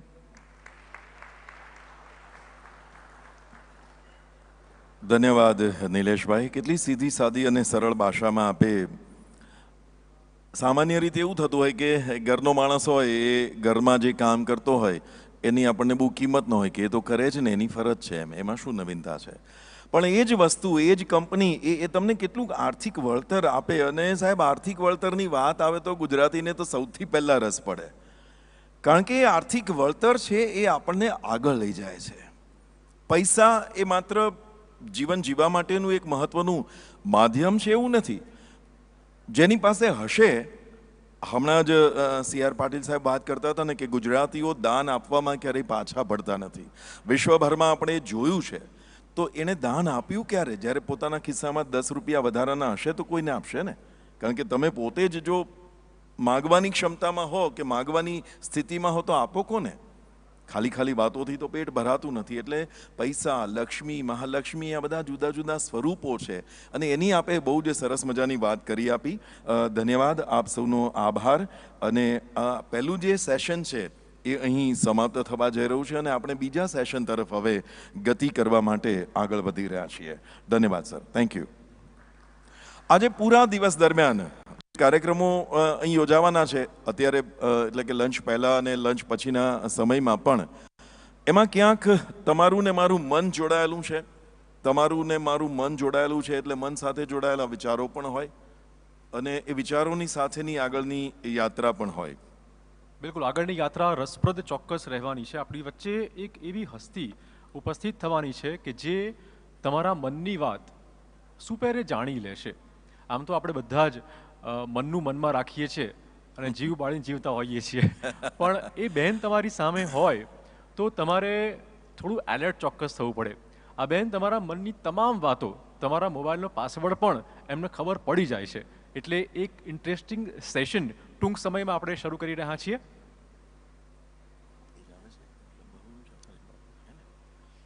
સરસ વાત કરી ચિરાગભાઈએ કે આમ જુઓ તો સાહેબ અત્યારે આપણે આપણો કોઈનો મોબાઈલ પણ નથી આપતા. સ્થિતિ એવી છે, મને 2-3 મિનિટ વાત કરવા માટે કહ્યું છે અમને બંને મિત્રોને, એટલે અમે આ વાત કરી રહ્યા છીએ એક ભૂમિકા બાંધીને. અને પછી અમારા સરસ મજાના મિત્રો એન્કર આવી રહ્યા છે અને એ આખી ઘટનાને તમારા સુધી લઈ જવાના છે. પણ વાત મનની છે. મનને સમજાવો નહીં કે મન બધું સમજતું હોય છે અને સુખ અને દુઃખની પરિસ્થિતિ પણ એ જ સર્જતું હોય છે. એક જ પરિસ્થિતિ હોય પણ મન એ જુદી જુદી રીતે જો ઘડતર હોય. કોઈ એક સંતને જ્યારે પૂછવામાં આવ્યું કે તમારા શિષ્યોમાંથી વધારે સારા શિષ્ય કોણ છે, તેણે શિષ્યોને પ્રશ્ન કર્યા કે આ 2 રાત અને દિવસવાળી ઘટના છે એમાં તમને શું ગમે છે ચિરાગભાઈ? એટલે એક શિષ્યએ એમ કહ્યું કે 2 રાતની વચ્ચે એક જ દિવસ આવે છે ને એ મને ગમે છે, એટલે આ દુનિયા સારી નથી. કારણ કે 2 રાત અને 1 દિવસ એમ કે મજા ના પડે. અને પેલો કે જે બીજો શિષ્ય હતો એણે સરસ મજાની વાત કરી કે મને તો 2 રાત અને 1 દિવસ એ ગમતા જ નથી. 2 દિવસની વચ્ચે એક રાત આવે છે. એક રાત આવે છે, હું આરામ પણ કરી લઉં છું અને બીજા દિવસે પાછો તાકાત સાથે. સવાલ પરસેપ્શનનો છે, તમે કઈ રીતે મનની વાત લો છો. હા, મનની વાત. હવે આ જે બહેન આપણી વચ્ચે આવી રહ્યા છે, ગુજરાતની દીકરી છે. સાહેબ અત્યારના આપણે એમ કહીએ કે ભણવાનું છોડી દો તો કોઈ મા બાપ હા પાડે? નહીં, ભણવું જ પડે, નહીં ટકા લાવવા જ પડે, ટોપર તમારે થવું જ પડે. તો આ ટોપર થવાની વાત, પર્સન્ટેજ લાવી અને સારી કોલેજમાં એડમિશન લેવાની વાત, એ મારા ઘરમાં પણ એ જ સ્થિતિ હોય. એની બદલે જ્યારે દીકરી એમ કહી દે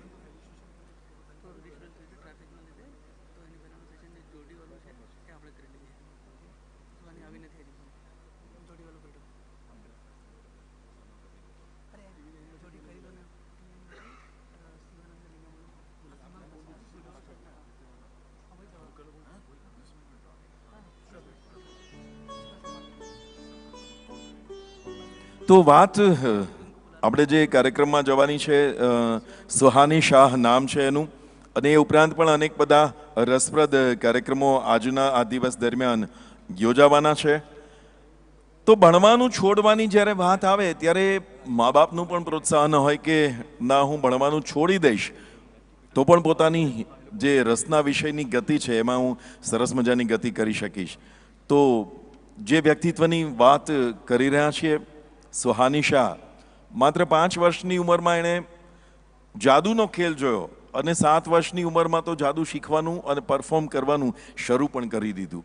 મેન્ટાલિસ્ટ, જાદુ તો નહીં પણ ઇલ્યુઝન, એમાંથી આખી મેન્ટાલિસ્ટ, મનની ગતિની વાત આપણે જેને કહેતા હોઈએ છીએ કે એક માણસ એવો હોય કે જે તમારા મનની ગતિ જાણી લે, તમારા મનના વિચાર જાણી લે. આ તો કેટલી મહત્વની વાત છે. અને એ જો જાણી લેવા મળે તો કેવી મજા પણ પડી જાય કે સામેનો માણસ એ આપણને મનમાં ગાળો આપે છે કે સામેનો માણસ આપણી પ્રશંસા કરે છે. પ્રશંસા કરે છે તો એ પાછો વક્ર ગતિથી કરે છે કે સાદી રીતે કરે છે.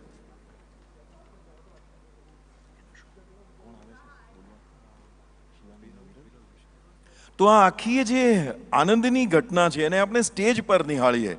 અને હું અમારા સાથી ખૂબ જાણીતા મંચ પરના કલાકાર, લેખક, ડિરેક્ટર અને એની સાથે સાથે ગઈકાલથી પણ આપણી સાથે જે જોડાયા છે એન્કર શિવાની પુરોહિત, એ બંનેને વિનંતી કરું કે please come to the stage. Shivani અને વિરલ હવે આખી જે ઘટના છે એલિઝનની, મેન્ટલ આપણી જે પરિસ્થિતિની, એમાં આપની સાથે જોડાશે અને કલાકારને નિમંત્રિત કરશે.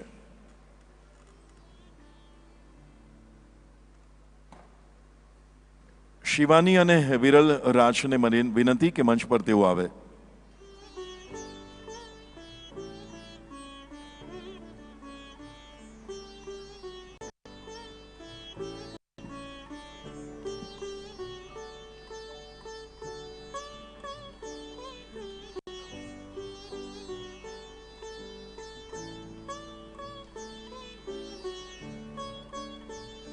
સ્ટેજની પાછળ તૈયારીઓ ચાલુ છે કે કેવી રીતે તમને બધાને ઇલ્યુઝન બતાવવું અને તમારા મનની વાતો સમજી લેવી. ટૂંક સમયમાં જ સુહાની શાહ આવી રહ્યા છે આપણી વચ્ચે.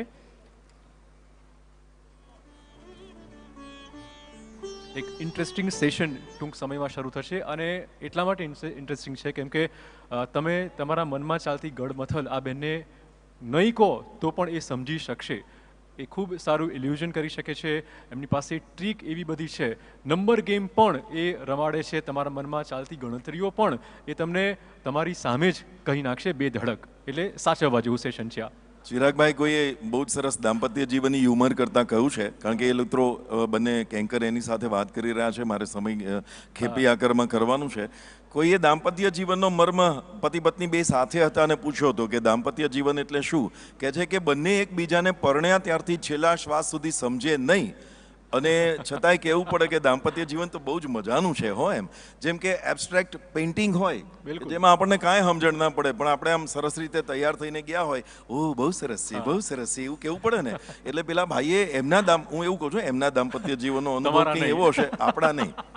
દરેકના પોતપોતાના હોય, દરેકના ઉંમરના જુદા જુદા તબક્કે પણ જુદા જુદા હોય. 5 વર્ષે જુદું હોય ને 10 વર્ષે પણ જુદું હોય. પણ આ જે સ્થિતિ છે ને એ મનની છે અને એટલે જ આ મન ક્યાંથી ક્યાં આપણને ખેંચી જાય. અહીંથી અમેરિકા જવું હોય, હમણાં આપણને એમ કહેવામાં આવે કે અમેરિકામાં આઈનાનો કાર્યક્રમ છે ને તમારે આવવાનું છે, તો એ કહે કે ના કે પણ અહીંથી તો આપણે 1 સેકન્ડમાં પહોંચી જ જઈએ. પણ અહીંયા જે છે એ તો આખી મનની સ્થિતિની વાત, મનની સ્થિતિની સાથે જોડાયેલી સંવેદનાની વાત, મનની સ્થિતિ સાથે જોડાયેલા આપણા વિચારોની વાત. કલ્પના અને વાસ્તવિકતા બંનેનો ભેદ ચોક્કસ આપણને સમજવા મળશે કે તમે જે કહો છો એ શું છે અને મનમાં રાખીને બેઠા છો એ શું છે. ઓકે, તો વિરલ અને શિવાનીને વિનંતી કરીએ કે આગળની ગતિ તેઓ કરાવે. વિરલ એન્ડ શિવાની.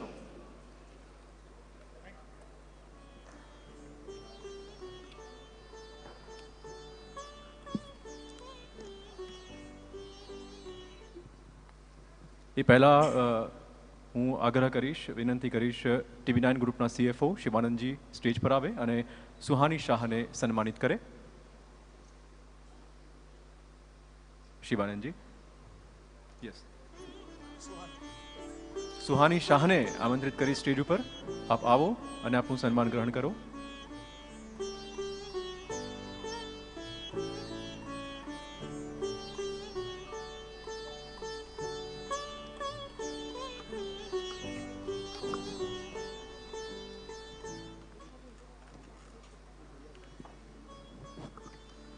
સુહાની ખૂબ સરસ રીતે તૈયારીઓ કરી રહી છે તમને બધાને અચંબિત કરવાની. બિલકુલ, એટલે હું દર્શકોને પણ કહેવા માંગીશ કે આ સેશન જે છે ને એ અહીંયા એક ફોર્મેટમાં કરવા જેવું સેશન નથી. જેટલું ઇન્ટરેક્ટિવ સેશન હશે એટલી મજા આવશે. સુહાની શાહનો એક પરિચય આપી દઉં. યંગસ્ટર્સ તો લગભગ જાણતા જ હશે બધા. સુહાની શાહ, જેના વિડીયોઝ સોશિયલ મીડિયા પર સખત વાયરલ થઈ રહ્યા છે. એને મેજિશિયન કહે છે, મેન્ટલિસ્ટ કહે છે અને અલગ અલગ રીતે એ કેવી રીતે તમે વિચારી રહ્યા છો એ સ્પોન્ટેનિયસલી કહી દેશે. આ સેશન પણ અમે ઇન્ટરેક્ટિવ રાખવા એટલા માટે માંગીએ છીએ કારણ કે સુહાનીએ પોતે કહ્યું કે અહીંયાથી રેન્ડમ હું કોઈને પણ પસંદ કરીશ અને તેના મનમાં શું ચાલી રહ્યું છે એ હું ઓન ધ સ્પોટ આ જ સ્ટેજ ઉપરથી કહીશ. એટલે હું દર્શકોને પણ કહીશ કે તેઓ ખાસ આ સેશનને ઇન્ટરેક્ટિવ બનાવે અને આપણે પણ એવો પ્રયત્ન કરીએ કે કંઈક નવું આજે જોવા મળે, જાણવા મળે. એટલે બધાને એક રિક્વેસ્ટ છે કે બનતા સુધી સ્ટેજ પર શું થઈ રહ્યું છે, શું પૂછાઈ રહ્યું છે, શું કહેવાઈ રહ્યું છે, એના પર ખાસ ધ્યાન રાખે. અને આજે આપણે આ જલસો કરી જ રહ્યા છીએ, તો પછી કંઈક નવી બાબત, અને જે સુહાની શાહ કે એ પણ ગુજરાત સાથે જોડાયેલી છે અને આજે દેશ વિદેશમાં મેન્ટલિસ્ટ તરીકે પ્રખ્યાત છે, તેમને પણ આજે આપણે અહીંયા બોલાવ્યા છે. તો સુહાની એના એક્ટ સાથે તૈયાર છે, એકદમ પાવરફુલ અને ડાયનેમિક પર્સનાલિટી સુહાની છે. આપણી વચ્ચે ઉપસ્થિત છે. બિલકુલ, Suhani. Welcome Suhani Shah. Ladies and સન્માન gentlemen. કરશે અમારા TV9 ગ્રુપના CFO શિવાનંદજી. પ્લીઝ.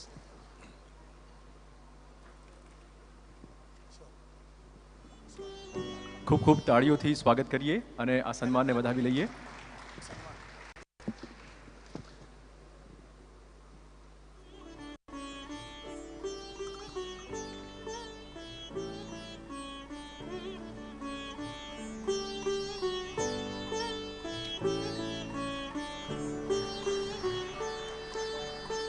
અને હવેનું interesting session over to you.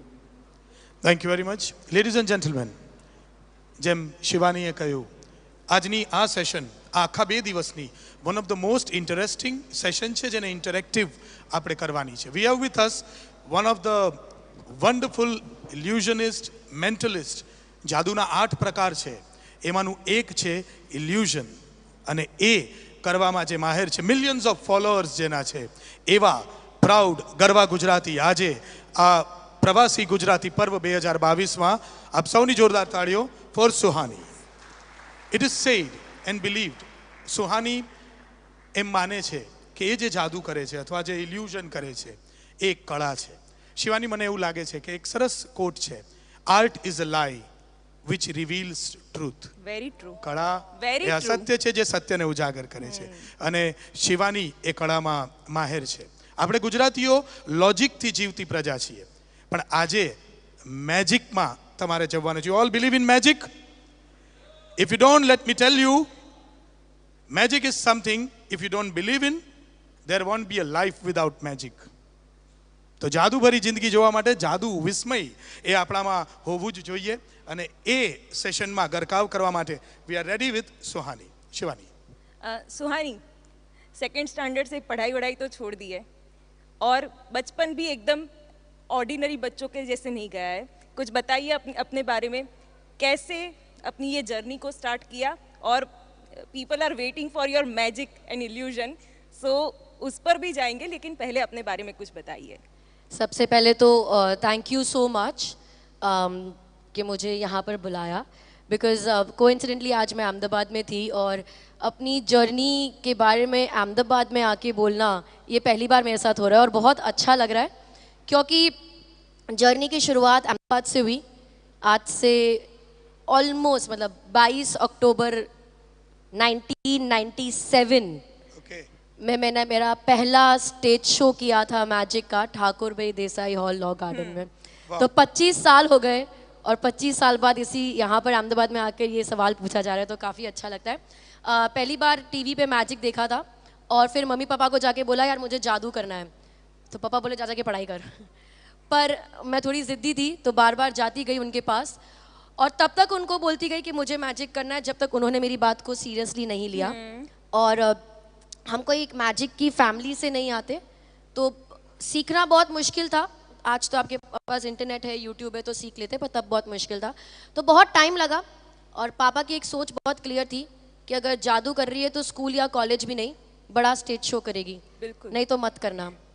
तो वो सोच की वजह से ही शायद आज मैं इतना कुछ कर पाई हूँ, और 5000 से ज़्यादा शो हो गए, 25 साल से शो कर મેં रहे हैं. ગઈકાલના સેશનમાં પણ કહ્યું તો હતું કે ગુજરાતીઓ કંઈક મોટું કરીએ, કંઈક મોટું કરીએ. આપણા મનમાં બીજું કંઈ નાનું આવતું જ નથી, અને સુહાનીમાં પણ કદાચ એ વાત આપણને જોવા મળી રહી છે. અને એટલે જ સુહાની, आप में भी वो जो गुजराती वाले जो गुण है वो दिख रहे हैं, है ना? Full on.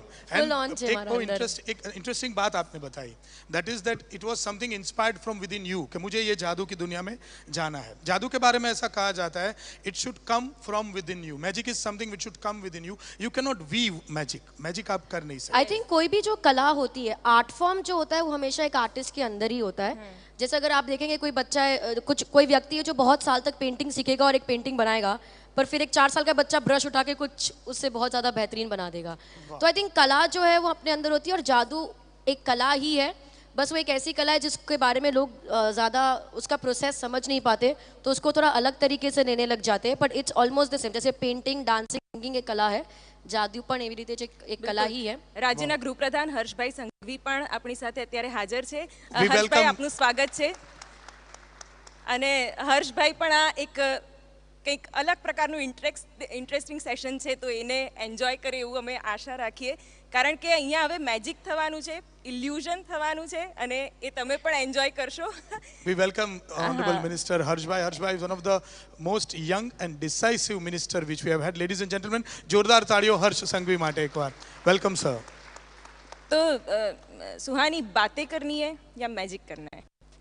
We can do something. देखो, तो मैजिक मैं थोड़ा बता देती हूँ कि मैं किस प्रकार का मैजिक करती हूँ। थोड़ा सा अलग है।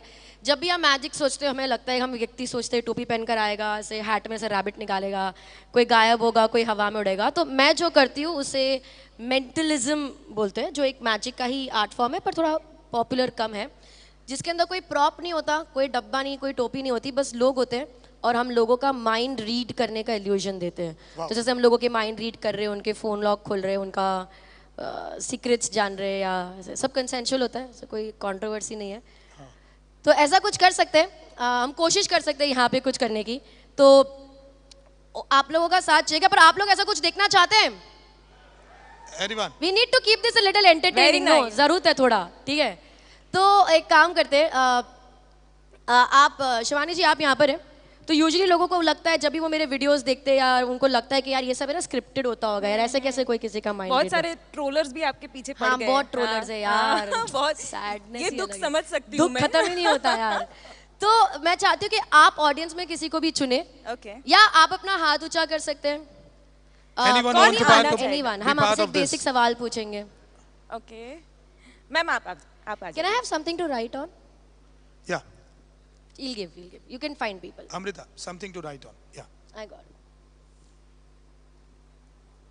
Here comes the lady. Very good. Here she comes.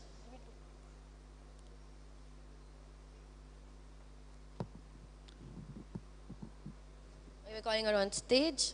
चलो मैं खड़ी हो जाती हूँ. Come, please. आइए यहाँ पे आ जाइए मैम।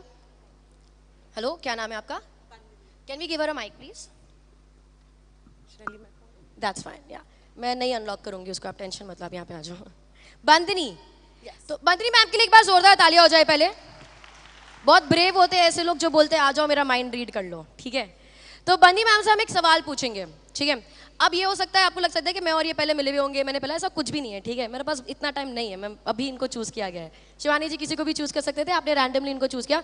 बंदनी जी से हम एक सवाल पूछेंगे, अब आप डिसाइड कर सकते हैं कि सवाल क्या होगा, ठीक है, या ऑडियंस में से हम कोई सवाल ले सकते हैं जो आप इनके बारे में जानना चाहते हैं। अब यूजुअली इंटरेस्टिंग सवाल हो सकते हैं, जैसे कि भाई इनका फ़ोन का पासवर्ड क्या है, या भाई इनका कोई चाइल्डहुड क्रश हो तो वो क्या, अगर आप बताना चाहो तो, नहीं बताना चाहो तो आपकी बारी है। या कोई व्यक्ति इनकी लाइफ में जो बहुत इंपॉर्टेंट, या फेवरेट मूवी हो गया, गाना हो गया, एनीथिंग। तो any question that comes to your mind, या इंटरेस्टिंग क्वेश्चन आपके मन में आ रहा है, हाथ ऊंचा कर लिया, हम आपसे पूछ लेंगे। Any interesting question, anybody? Sir,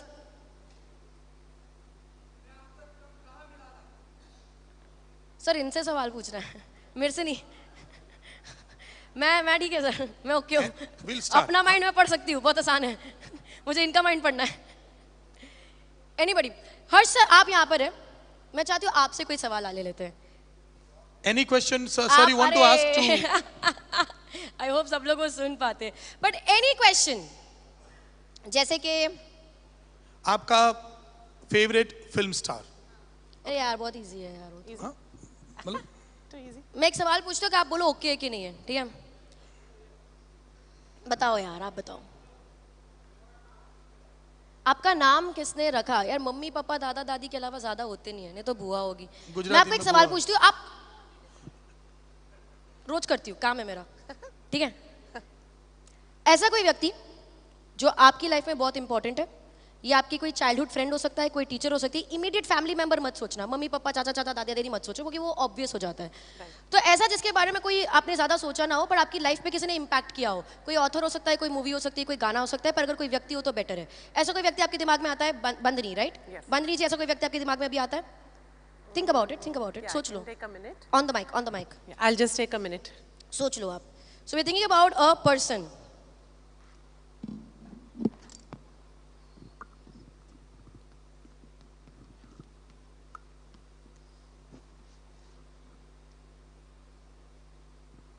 Have somebody in your mind? Yes, I do. I want you to stand right here.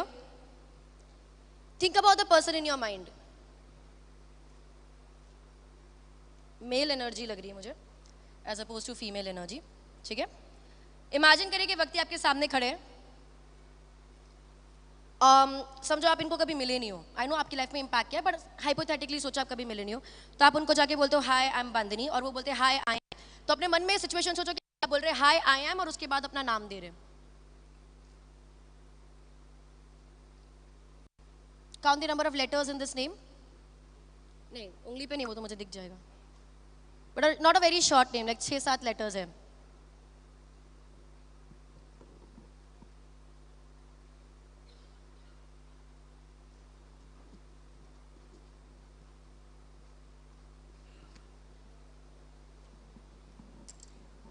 बंदनी, आंखें खोलेंगे.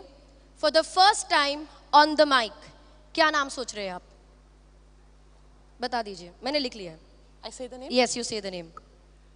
The whole name? It's just the first name. Hasit? हसित. क्या ये मुझे पता था? No. क्या ये मुझे किसी भी तरह पता चल सकता है? Impossible. क्या यहाँ पर आपने किसी को बताया? No, not at There's all. no way possible I can know it. Impossible. मैंने इस बोर्ड पे आपके बोलने के पहले कुछ लिख के रखा है. Oh my God, I have goosebumps. जरूरी नहीं है कि मैंने सही लिखा है, बट मैंने बस लिखा है. How do you spell हसित? H-A-S-I-T, H-I-S-E-E-T. H-A-S-I-T. H-A-S-I-T. Spelling गलत तो हो सकती है ना? That is fine. Yeah, that would be okay. Oh my God. Just Oh superb. my God. That is This is- everybody. Thank you so much, Bandhani. Oh God. You're good. Can I give you a hug? You can give a hug. Thank you so much. Round of applause for Bandhani, everybody. Thank you so much.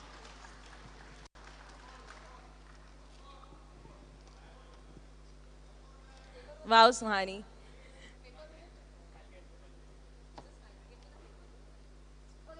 I'll do it in a while. He'll get me Okay. something. થોડી પ્રિપરેશનનો time મળશે એટલે देखो કેવું લાગ્યું આ session? Land करके मुझे सीधा यहाँ पे बुला दिया गया है. ठीक है, मेरे को वहाँ पीछे बैक स्टेज पता चला था कि मुझे करना क्या है. So maybe you can ask any query, has any questions you can ask. Suhani, जैसे कि हमने ट्रोलर्स की बात की, मैनी वीडियोस आर देयर कि जिसमें this is fake and all, everyone is saying, Everybody. What do you feel? नहीं देखो, ट्रोल सो मैं बता देती हूँ जिनको नहीं पता, तो मैं एक ऑन ग्राउंड आर्टिस्ट हूँ. मैं 25 साल से शोज़ कर रही हूँ, लेकिन पैंडेमिक के वक्त जब एक जरिया बंद हो गया था शोज़ करने का, तो हमने ऑनलाइन कंटेंट क्रिएट करना शुरू करा, लाइव स्ट्रीम्स करी. बहुत अच्छे लोग, बहुत साथ दिया लोगों ने, बहुत स्ट्रॉन्ग फॉलोइंग बन गई हमारी ऑनलाइन, और एक क्रिएटर हम बन गए. तो जब भी हम वीडियोज़ डालते, हम किसी के साथ भी डाले, कोई नॉर्मल किसी के साथ डाल रहे या कोई सेलिब्रिटी के साथ डाल रहे, बहुत नॉर्मल है ये कमेंट्स आना कि ये सब फेक है, ये सब स्क्रिप्टेड है, ये लोगों को पैसे दिए एक्टिंग करने के लिए, ये सब चलता रहता है. मैं उसको दो तरीके से देखती हूँ. बुरा लगता है, पहली बात, let's just clear that. But मेरे तरीका दो है कि इंटरनेट पे बहुत कीबोर्ड वॉरियर्स है, लोगों की लाइफ में बहुत स्ट्रेस है, उनकी लाइफ में बहुत ड्रामा चल रहा है. तो कीबोर्ड के पीछे लोगों के ऊपर वो हेट निकालना उनके लिए एक स्ट्रेस बस्टर है. कि अगर आपकी लाइफ में आप बहुत फ्रस्ट्रेटेड हो, तो कीबोर्ड पे जाके ऐसा कुछ आप लिख दोगे सामने वाले क्रिएटर को, तो आपका स्ट्रेस कम होता है. तो मेरे को लगता है मैं सोशल सर्विस कर रही हूँ. ठीक है, ये मेरी पहली सोच है. It's good for them. हाँ, इट्स गुड फॉर देम. दूसरा मुझे ये लगता है कि जब किसी को कोई एक्सप्लेनेशन नहीं मिलता कि यार ये कैसे हो रहा है, तो बहुत इजीली सबसे इजी आंसर होता है कि ये स्क्रिप्टेड है. तो मेरे लिए वो एक फ्लैटरी है, मेरे लिए एक सेंस ऑफ अचीवमेंट है कि यार आपकी सोच यहीं पे आके सीमित हो गई, कि यही मैं कर सकती हूँ. तो for me, till you are not able to figure out how things are happening, वही आर्ट फॉर्म की जान है. मैजिक, पूरा जो प्राचीन कला है, वो मिस्ट्री पे बेस्ड है. जैसे अगर आपको पता चल जाएगा चीज़ें कैसे हो रही है तो वो मैजिक चेंज होकर साइंस, टेक्नोलॉजी या लॉजिक या मैथ्स बन जाएगा। जब तक आपको नहीं पता तब तक वो मैजिक है। तो जब तक ये आर्ट फॉर्म जिंदा है तब तक मुझे अच्छा लगेगा, जब तक आप बोलोगे फेक है तब तक आपको समझ नहीं पड़ रहा। So I am happy about it. With this, I think he is ready with the other act. Yeah. We've just prepared this right now, so I don't have a very neat thing. You can just keep the box there. Oops, oops, oops, oops, oops, oops, oops, oops. Okay. इसमें हम थोड़े ज्यादा लोगों को involve करेंगे, लेकिन यार मेरे को लग रहा है ना ये रूम की एनर्जी थोड़ी कम है ना? तो यार मैं चाहती हूँ, देखो अगर हम कोई भी व्यक्ति एक ही जगह पर ज्यादा देर तक बैठे रहते हैं तो उनकी कंसंट्रेशन लेवल्स कम हो जाती है, ठीक है, ऐसे फोकस कम हो जाता है, और मुझे वो नहीं चाहिए। क्योंकि इन माय नेक्स्ट ट्रैक में आप में से 4, 5, 6 लोगों को इन्वॉल्व करने वाली हूँ, और ऐसे रैंडमली उधर बैठे, तो वो करने के पहले एक वार्म अप एक्सरसाइज हो जाए।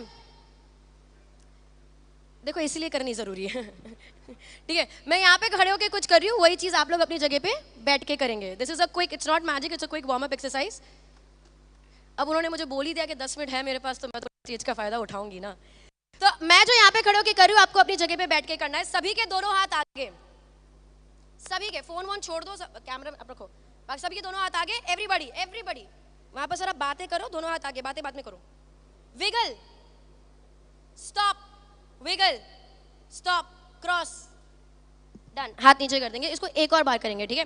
एवरीबॉडी विगल, क्लैप,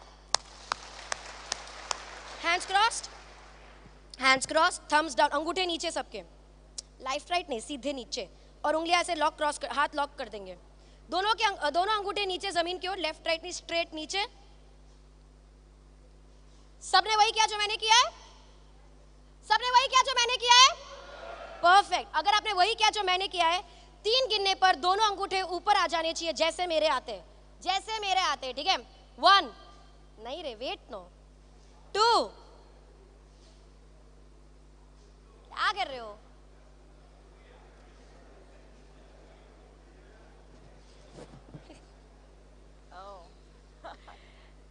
नहीं, होमवर्क है, सो प्रैक्टिस करना बाद में, आप छोड़ दो, आज लगभग जाएगी छोड़ दो आदत, सो के बाद में later. Okay, so for the next bit that I am going to do over here, again मैं ऑडियंस में से एक व्यक्ति को हम स्टेज पे बुलाएंगे और बाकी 4-5 व्यक्ति के साथ हम ऑडियंस में ही करेंगे। किसे बुला रहे हैं हम स्टेज पर? बोलो, आप बताओ यार। नहीं सर आप आ जाइए। तो इतने लोग हाथ ऊंचा कर रहे हैं। बहुत बढ़िया सा येलो कुर्ता पहन के आए। हाँ, मतलब एकदम। सर आप आ जाइए। And Shivani, in the I. this young lady also wants to come. Okay, come. Kid के बाजू में जो black, बच्चे नहीं, but that girl, that girl. She's fine, she's Girl fine. is fine, yeah. I needed 1, but now that we have 2, आपका नाम क्या है? खनक। खनक, that's a very sweet name. खनक, ये आपके लिए। खनक, आप ये लेके अभी वहाँ बैठ जाओ, मैं थोड़ी देर में आपको बुलाऊंगी। This will be of some importance in a while. ठीक है, पर इसे ओपन नहीं करना, इसे क्यूरियोसिटी मत लगाना कि इसमें क्या है, मैं देख लूँ, ये सब बच्चों वाली हरकत मत करना, ठीक है? Okay, sure. Confirm? Confirm. Promise? Promise. Done. Khanak, thank you so much, I call you in a while. Sir आ जाएंगे आप यहाँ पे। खनक, ओपन मत करना, माता रानी पाप लगाएगी। सर आप यहाँ पे आएंगे। Can we give him a mic please? Sir क्या नाम है आपका? Nilesh. नीलेश जी। Yeah. नीलेश जी यहाँ Can पर I आ जाइए। say my niece is your fan? Why aren't you my fan? Yeah, that's true. So my next 5 minutes is to make you my fan. Yes. But thank you for your niece. Thank you for that love. Okay, जितने लोग audience में बैठे हैं और आप दोनों भी अपना फोन निकालेंगे। मेरे फोन पे फोन आए जा रहे हैं। Give me 1 minute. Okay, Nilesh जी, हम आपके साथ कुछ बहुत इंटरेस्टिंग करने वाले हैं। आप ऑडियंस में से कुछ लोगों को चूज करेंगे। I'm just putting my phone on silent, and before that I'm just making sure. Give me 1 minute.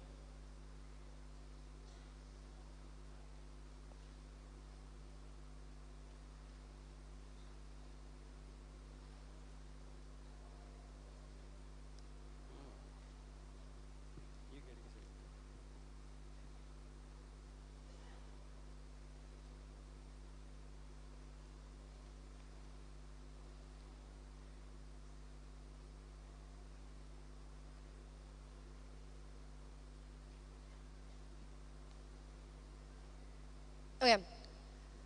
सबने अपना फोन ले लिया? कैलकुलेटर ओपन करेंगे फोन पे। Nilesh ji, very bad thing to ask once you are on stage, but क्या आपका wallet आपके पास है?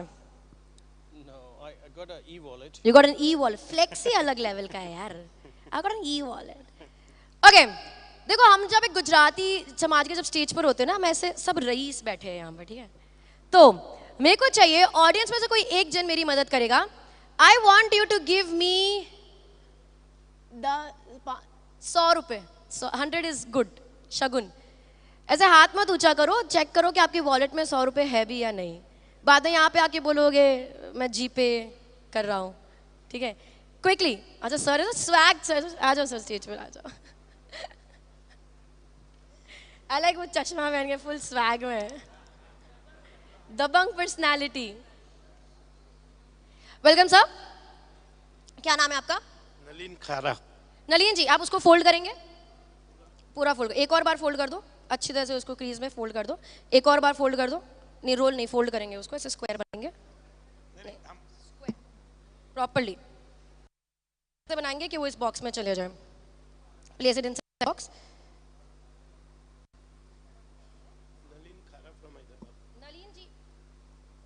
नलिन जी फ्रॉम हैदराबाद. ये आपकी 10 रुपए की नोट है, मैंने हाथ भी नहीं लगाया.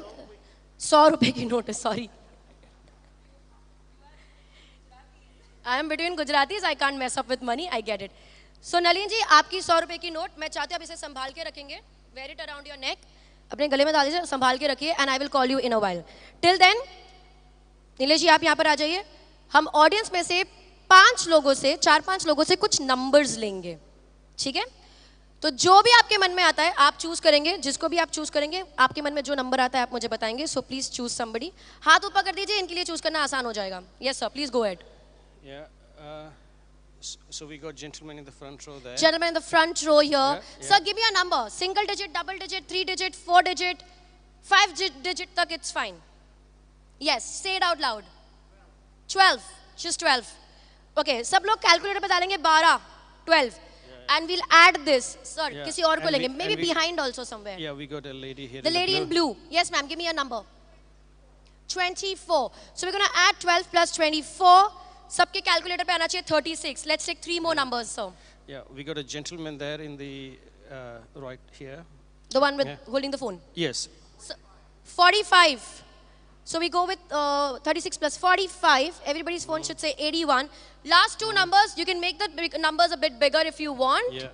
And we need the lady from the Goa there. Lady from Goa. I love it. I'm from Goa. I stay in Goa. Yeah. Correct me if I'm wrong. 1211. 1411. 1411. Yeah. Is that what you're saying? 1411? 14th of November? Great. 1411. How many numbers have we taken so far? 4 numbers, We right? need one more, Let's take right? one more. Let's take the 5th Yeah. one. Okay, we got a gentleman in the white shirt there. Gentleman in white shirt there. Sir, give me a number. Oh, 2 white shirts.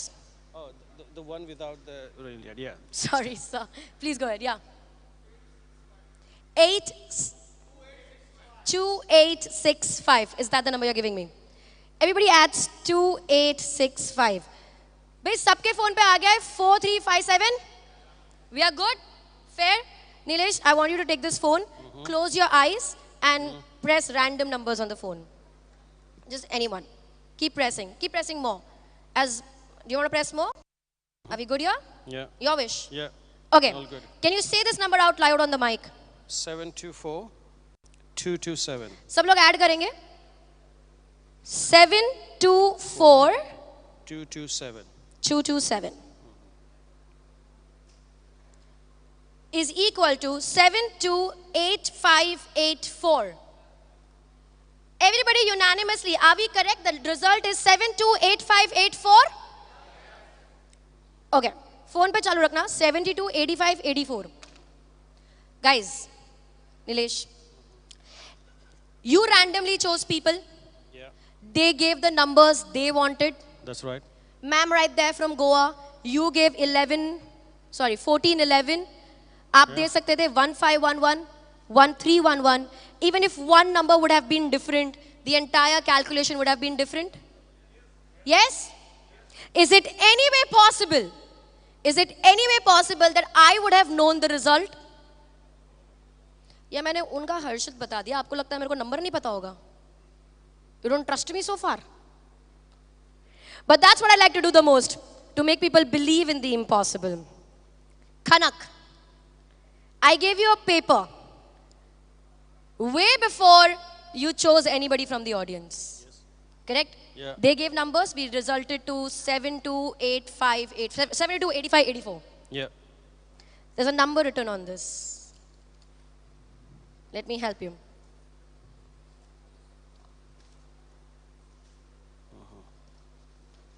728584. Ladies and gentlemen. It's amazing. Amazing. Jordar Thalio. Wonderful.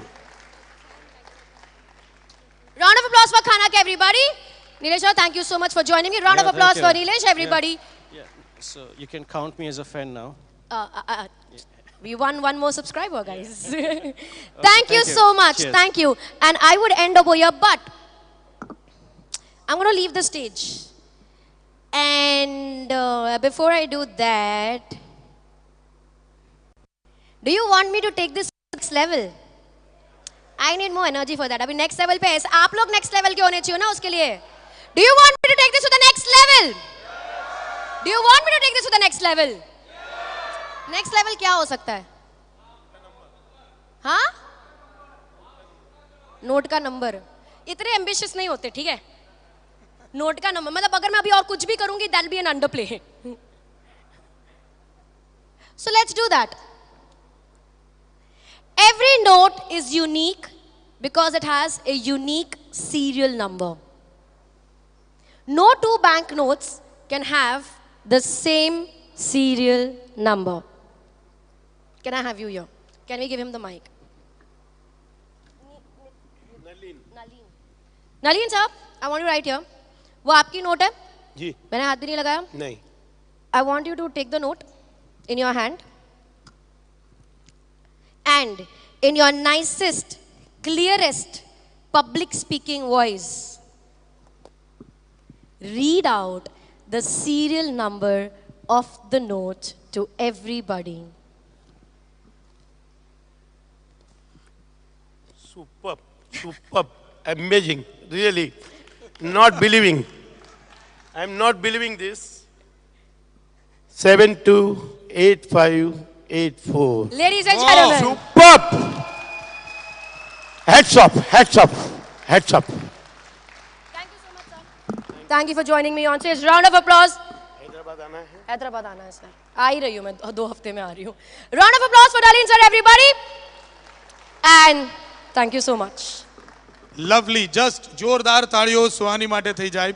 एक जादूनी प्राचीन कला, ये कला बहुत ही पुरानी है. 2700 BC देदी से लेकर डेविड कॉपरफील्ड तक इस कला में बहुत से लोग माहिर हैं. We are proud that we have proud Gujarati Suhani Shah who is just amazing, mesmerizing audience. Wonderful. Thank you so much. Thank you everybody. That's it. Thank you, ladies and gentlemen. જોરદાર તાળીઓ ફરી એના માટે એક amazing, mesmerizing session માટે. Over to Chirag. આભાર આપ બંનેનો અને Suhani be on the stage. યુવાધનની ગુજરાતની ચર્ચા ચોક્કસ છે અને ત્યારે આ ગુજરાતનું યુવાધન દેશ વિદેશમાં ખ્યાતિ પ્રાપ્ત કરી રહ્યું છે. આપણા સૌના માટે ગર્વની વાત છે. જી બિલકુલ સાચી વાત છે ચિરાગભાઈ. અને આજે સુહાની શાહ જેવા એક યંગ અને ડાયનેમિક એક વ્યક્તિત્વ કે જેણે હમણાં જ આપણે કહ્યું એમ કે 5 વર્ષની નાની ઉંમરે એક ઇલ્યુઝન જાદુ જોયો અને પછી અભ્યાસ છોડી અને પોતાની કેરિયર બનાવી, તો એનું સ્વાગત કરવા માટે ટીમ આઈના અને TV9માંથી એક એવા જ યંગ ડાયનેમિક વ્યક્તિત્વને હું નિમંત્રણ આપવા જઈ રહ્યો છું. યુવા વ્યક્તિત્વ અને એનું સન્માન સ્વાગત યુવા વ્યક્તિત્વ દ્વારા જ. I would like to request Harshil નાયકને હું સહર્ષ વિનંતી કરું કે તે મંચ પર આવે અને સુહાની શાહનું પુષ્પગુચ્છથી આટલા આ સરસ મજાના પરફોર્મન્સ માટે સ્વાગત કરે. તુષારભાઈ, જ્યારે યંગ અચીવર્સની વાત નીકળી છે ત્યારે આપણી વચ્ચે બેઠેલા મંત્રીને કેમ ભૂલાય, હર્ષ સંઘવીને પણ સ્ટેજ પર આવવા માટે નિમંત્રણ આપીશ. હર્ષભાઈ આપ આવો અને આપની ઉપસ્થિતિમાં આ યુવા ગુજરાત યુવા ધનને ચોક્કસ બિરદાવો. હર્ષભાઈનું સ્વાગત કરવા માટે આમંત્રિત કરીશ Amitbhai Tripathi, CRO of TV9. Amitbhai આપ આવો અને હર્ષભાઈનું સ્વાગત કરો. તાળીઓના ગડગડાટ સાથે આ રાજ્યનું યુવા ધન છે. આપે સુહાનીને પણ માણી અને આ એક યુવા મંત્રી આપણા સૌના દિલોમાં વસેલા.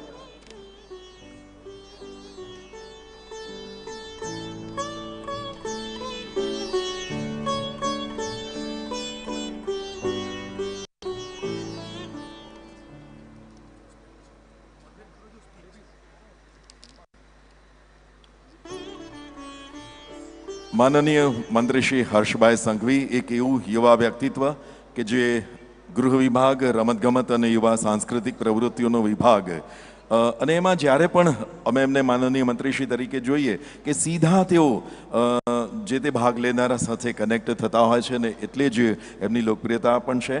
તો એક આવા યુવાન વ્યક્તિત્વ એમને આજે TV9 અને આઈનાના આ કાર્યક્રમમાં આવકારીએ છીએ અને ચિરાગભાઈ આગળના કાર્યક્રમમાં. તાળીઓના ગડગડાટ આ યુવા ધન ગુજરાતનું યુવા મંત્રી અને હર્ષભાઈને વિનંતી પણ કરીશ કે આપ પ્રવાસી ગુજરાતી પર્વ નિમિત્તે પધાર્યા છો તો આ પ્રસંગે આપ પણ આપનું ઉદ્બોધન કરો અને અહીંયા ઉપસ્થિત તમામને એક નવી ઉર્જા, નવી પ્રેરણા પૂરી પાડો. હર્ષભાઈ સંઘવી.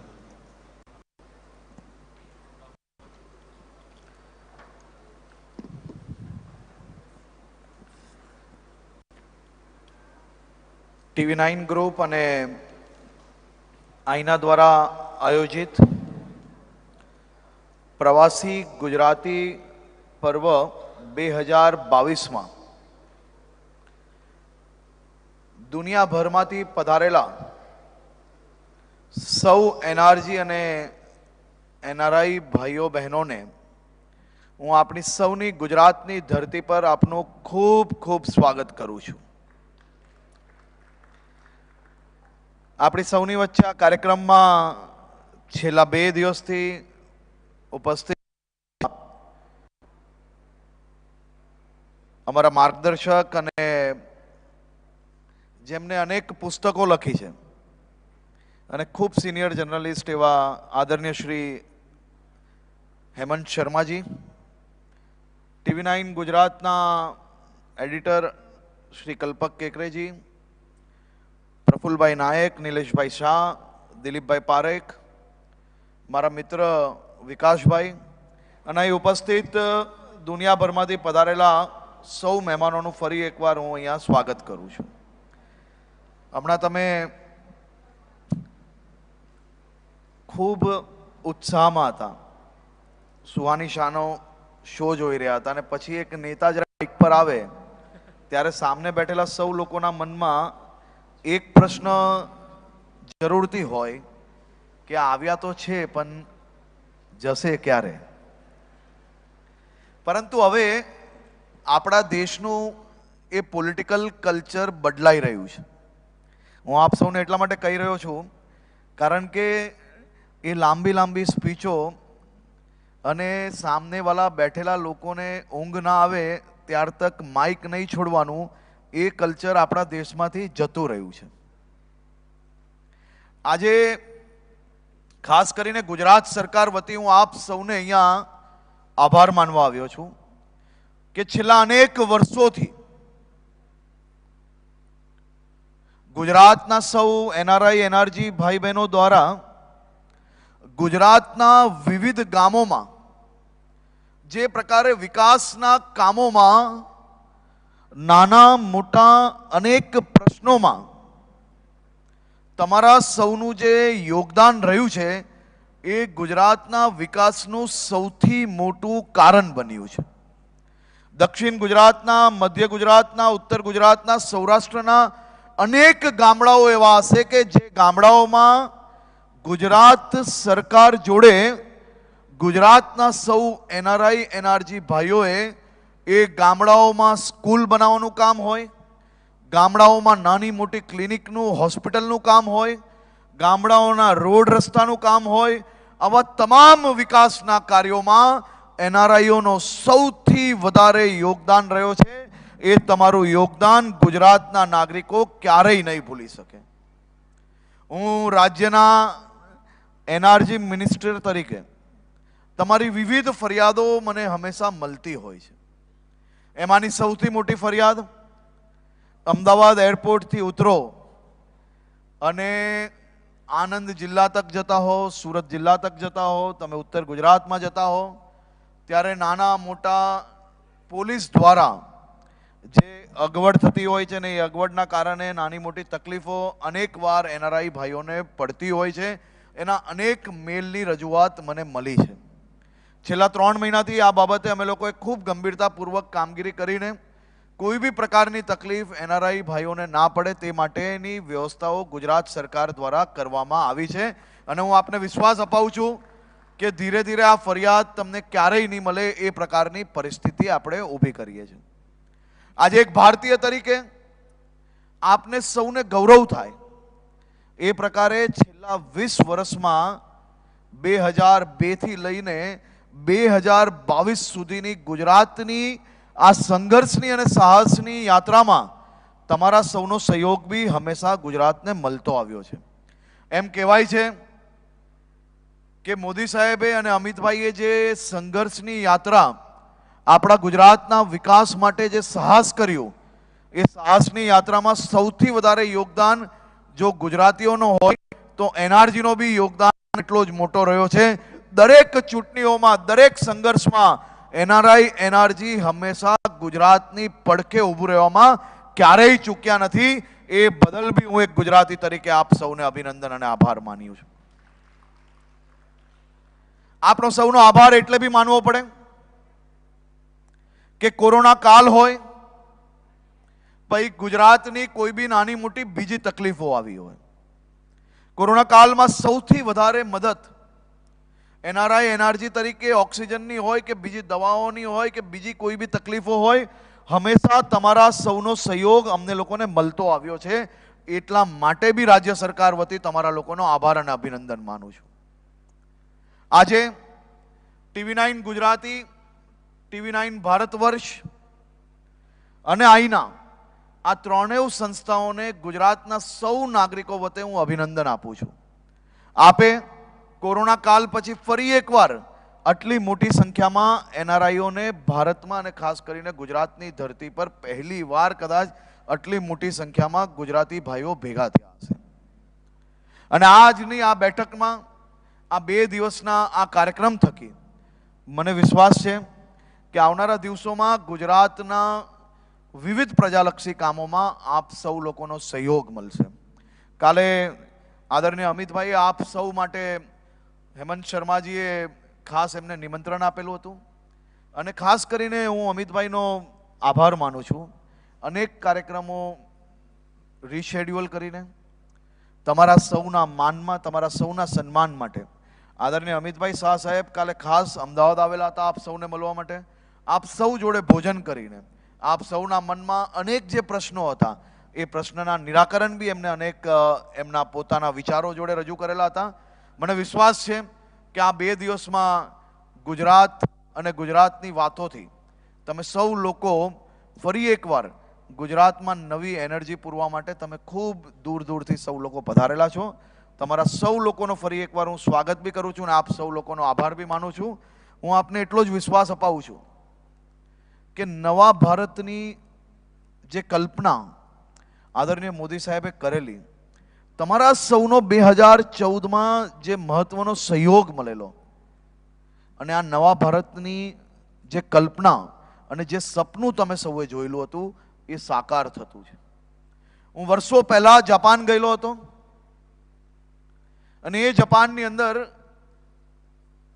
બુલેટ ટ્રેન જોયેલી હતી. મારા મનની અંદર બી એક સપનું હતું કે મારા દેશમાં બી આ પ્રકારની ટ્રેનો દોડશે. એ સપનાથી સવાયું સપનું સાકાર કર્યું મોદી સાહેબે. બુલેટ ટ્રેન તો આવી જ રહી છે, પરંતુ હવે તમે આજની જ આ ટ્રીપ દરમિયાન જો સ્ટેશન પર જશો તો વંદે આપને જોવા મળશે. વંદે ભારત ટ્રેન બુલેટ ટ્રેનની બરોબરીમાં નહીં, પરંતુ એનાથી થોડીક જ ઓછી સ્પીડમાં બોમ્બેથી ગાંધીનગર દોડતી થઈ ગઈ છે. અને એ વંદે ભારત ટ્રેન એ આપણા દેશની ધરતી પર બની છે. એ માટેનું સન્માન અને એ માટેનું ગર્વ આપ સૌ ગુજરાતીઓને જરૂરથી હશે એવું માનું છું. આપણા ગુજરાતમાં ભલે આઈફોન કંપની તમારી અમેરિકાની હશે, પરંતુ એ આઈફોનના અનેક પાર્ટ તમારી જ અમેરિકાની કંપનીને તમારા જ ગુજરાતની ધરતી પરથી બનીને અનેક પાર્ટ આજે એક્સપોર્ટ થવા માંડ્યા. એ આપણું ગુજરાત આજે એ પરિસ્થિતિ પર આવ્યું છે. આપણા દેશમાં ખાસ કરીને તમે સૌ લોકો અગર 18-19 તારીખ તક અહીંયા હો તો ડિફેન્સ એક્સપો જરૂરથી જોવા માટે પધારજો.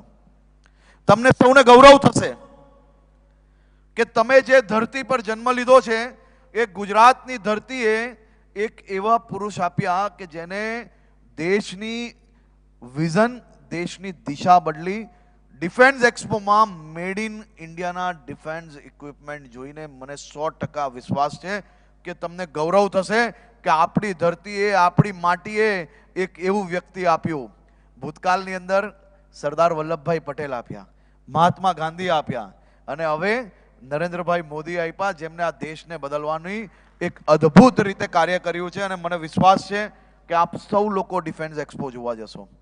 આપણી આ અમદાવાદની ધરતી, જે અમદાવાદનું રિવરફ્રન્ટ જોવા માટે દુનિયાભરના લોકો આવે છે અને એ રિવરફ્રન્ટ પર આ ડિફેન્સ એક્સપોનો એક મહત્વનો શો છે.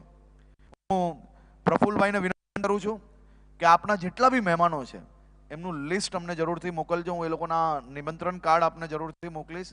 ડિફેન્સ એક્સપોના આ કાર્યક્રમ જોઈને તમને 100% ભારતીય હોવાનું ગૌરવ થશે. એ પ્રકારનો આ શો છે. આપ સૌ લોકો જરૂરથી પધારજો. હમણાં જ ગુજરાતમાં નવરાત્રી પૂર્ણ થઈ છે. ગુજરાતમાં તો નવરાત્રી પૂર્ણ થઈ, પરંતુ ગુજરાતની અંદર નવરાત્રીમાં આ વખતે કલાકાર ના મળે એ પ્રકારની પરિસ્થિતિ તમે અમેરિકા, યુકે, ઓસ્ટ્રેલિયા, ન્યુઝીલેન્ડમાં એ પ્રકારની પરિસ્થિતિ ઊભી કરી છે કે ગરબા અહીંયાથી વધારે તમે ત્યાં રમવા માંડ્યા છો. અમારે ત્યાં કલાકાર બચ્યા જ નથી, બધાને તમે જ બોલાવી લો છો. એટલે આવતા વર્ષે હું આપને વિનંતી કરું છું કે નવરાત્રીના સમયે નહીં પણ કાર્યક્રમ આમ તેમ રાખીને એ રીતે સેટ કરજો કે કલાકાર બેઉ બાજુ મળે. કારણ કે તમે બધા તો, અમે તો ગુજરાતી છે, તમે બધા સવાયા ગુજરાતી થઈ ગયા છો. અને જોઈએ તો દર શનિ રવિ યુરોપનો એક બી દેશ બાકી નહીં હશે, ઓસ્ટ્રેલિયાનું કોઈ શહેર બાકી નહીં હશે, અમેરિકાનું કોઈ રિજિયન બાકી નહીં હશે કે જ્યાં દર શનિ રવિ હમણાં આ મહિનાની અંદર ગરબાના કાર્યક્રમ ના થાય. અને એ ગરબાના કાર્યક્રમ તમે બધા તો એ રીતે કરો છો કે અમે લોકો બી વિચારમાં આવી ગયા કે આ ઇન્ડિયામાં થઈ રહ્યા છે કે અમેરિકામાં થઈ રહ્યા છે. એ પ્રકારના ગરબાઓ તમે લોકો આયોજન કરો છો, એ બદલ બી તમને અભિનંદન. આપણી ગુજરાતની સંસ્કૃતિ દેશભરમાં તો છોડો, તમે વિદેશો સુધી પહોંચાડી છે. એ માટે અમને સૌ ગુજરાતીઓને તમારી ઉપર ગૌરવ છે. તમે સૌ લોકોએ એક પછી એક મહત્વની સફળતા મેળવી છે અને એ સફળતા મેળવીને તમે આ ગુજરાતની ધરતીને વિદેશની ધરતી પર ગૌરવ અપાવ્યું છે. એ બદલ હું આપને અભિનંદન આપું છું.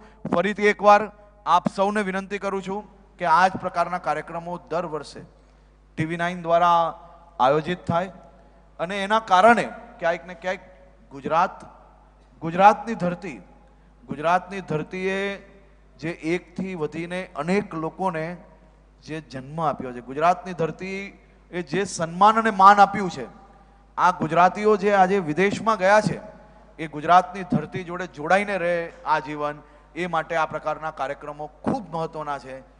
TV9ને ફરી એકવાર ખૂબ ખૂબ અભિનંદન આપું છું કે ચેનલે માત્ર પ્રજાનો પ્રશ્ન નથી ઉઠાવ્યો, પરંતુ આ ચેનલના માધ્યમથી આપણી ધરતીને આપણા લોકો જોડે જોડી રાખવા માટેનો જે પ્રયત્ન કર્યો છે એ બદલ ચેનલને અભિનંદન આપવો પડે. કારણ કે આ TRPની રમતમાં, TRPની લડાઈમાં આ સમય નીકાળીને આ વિચારો જોડે જે ધરતીએ જે રાજ્યને TV9ને બહુ માન સન્માન આપ્યું છે, એ TV9ને ફરી એકવાર રાજ્ય માટે ના ધરતી માટે કંઈક કર્યું છે. એ બદલ હું આખી ટીમને એમને અભિનંદન આપું છું અને ખૂબ ખૂબ આભાર માનું છું. ફરી એકવાર આપ સૌ લોકોને ખૂબ ખૂબ આભાર. થેન્ક્સ અ લોટ.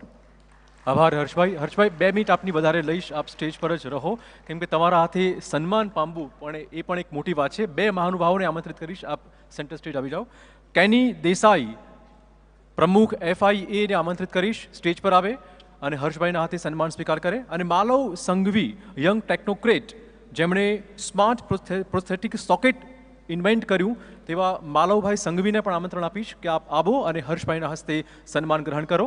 ખૂબ ખૂબ તાળીઓથી સ્વાગત. કેની દેસાઈ એ બિઝનેસમેન છે, યુએસના અને ગુજરાતી સમાજમાં ખાસું યોગદાન તે આપી રહ્યા છે. તેમના યોગદાનને અત્યારે સન્માનવાનો અવસર અમને મળ્યો છે. અમે પણ ખૂબ ખૂબ આભારી છીએ. અને માલવભાઈ સંઘવી, યંગ ટેકનોક્રેટ.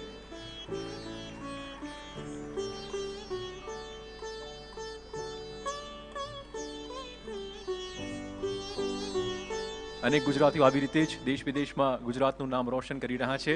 અને આપણામાં કહેવત છે કે જ્યાં જ્યાં વસે ગુજરાતી ત્યાં ત્યાં સદાકાળ ગુજરાત. આ એ ગુજરાતીઓ છે કે જેમની આસપાસ તેમણે નવું જ ગુજરાત ઊભું કર્યું છે. ગુજરાતીપણાને તેમણે સાચવીને ગુજરાતનો વારસો આગળ ધપાવ્યો છે.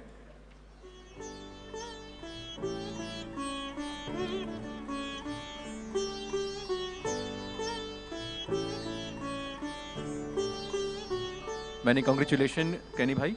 मालवभाई संघवी ने आमंत्रित करीश. मालवभाई आप आओ અને સન્માન ગ્રહણ કરો. માલવભાઈ સંઘવી યંગ ટેકનોક્રેટ છે. World first smart prosthetic socket તેમણે ક્રિએટ કર્યું હતું. Congratulation માલવભાઈ.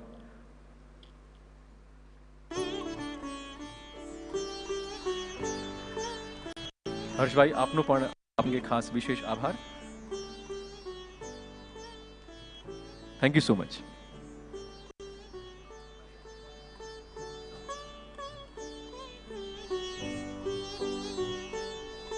Thank you, Harshbhai Sanghvi. TV9 અને આઈના આ બંને આપનો સહૃદયતાપૂર્વક આભાર માને છે. And now we are going towards a session voice of Gujarat on global stage. આપણે જાણીએ છીએ કે ગુજરાત અને ગુજરાતીઓનો અવાજ સમગ્ર વિશ્વમાં પાંચમા પૂછાય એવો થઈ ગયો છે હવે. Voice of Gujarat on global stage. First of all, I would like to request mister Aditya Raj Kaul, the moderator of this conversation. Please come over to the stage, Mr. Aditya Raj Kaul. Then after, I'm going to call Mr. Jordi Mackey. I would like to request Mr. Jordi Mackey, a National Chair, Australia-India Business Council and former leader of the opposition in the New South Wales. As we know, Australia and Gujarat, we have good relationship since last long decades. Welcome, Jordi Mackey. And then I would like to request Mr. Peter Cook. Mr. Peter Cook, Deputy High Commissioner, UK. Please come out to the stage.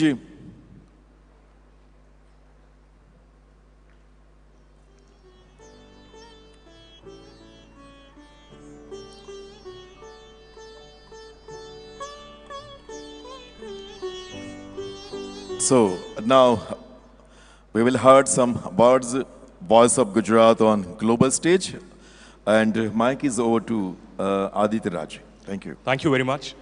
Ladies and gentlemen, have you ever imagined a news app that gives you an OTT-like experience? Storytelling in the news space that is so immersive that you would not want to switch off. Can you imagine news videos which are neither clickbait nor screaming and shouting at you from television sets? Well, stop imagining and start streaming now. Yes, TV9 Network is proud to announce launch of India's first OTT video magazine, News 9 Plus. The app is available on Android and iOS devices all across the globe, so go ahead and download it now. Experience news in all new avatar. News 9 Plus is your window to the world and the world's window. So I had to make this sales pitch before beginning this interesting and a very colorful, panel that we have today. Jody and Peter, we Aditya? are very happy to have you. Aditya, sorry to interrupt for please. a second. Yeah. હું મંચ પર બોલાવવા માંગીશ રતીમ દાસજીને અને સાથે જ હું એમ બોલાવવા માંગીશ વિક્રમજીને કે જેઓ ઉપર આવે અને મહાનુભાવોનું સ્વાગત કરે, તેમને સન્માન કરે.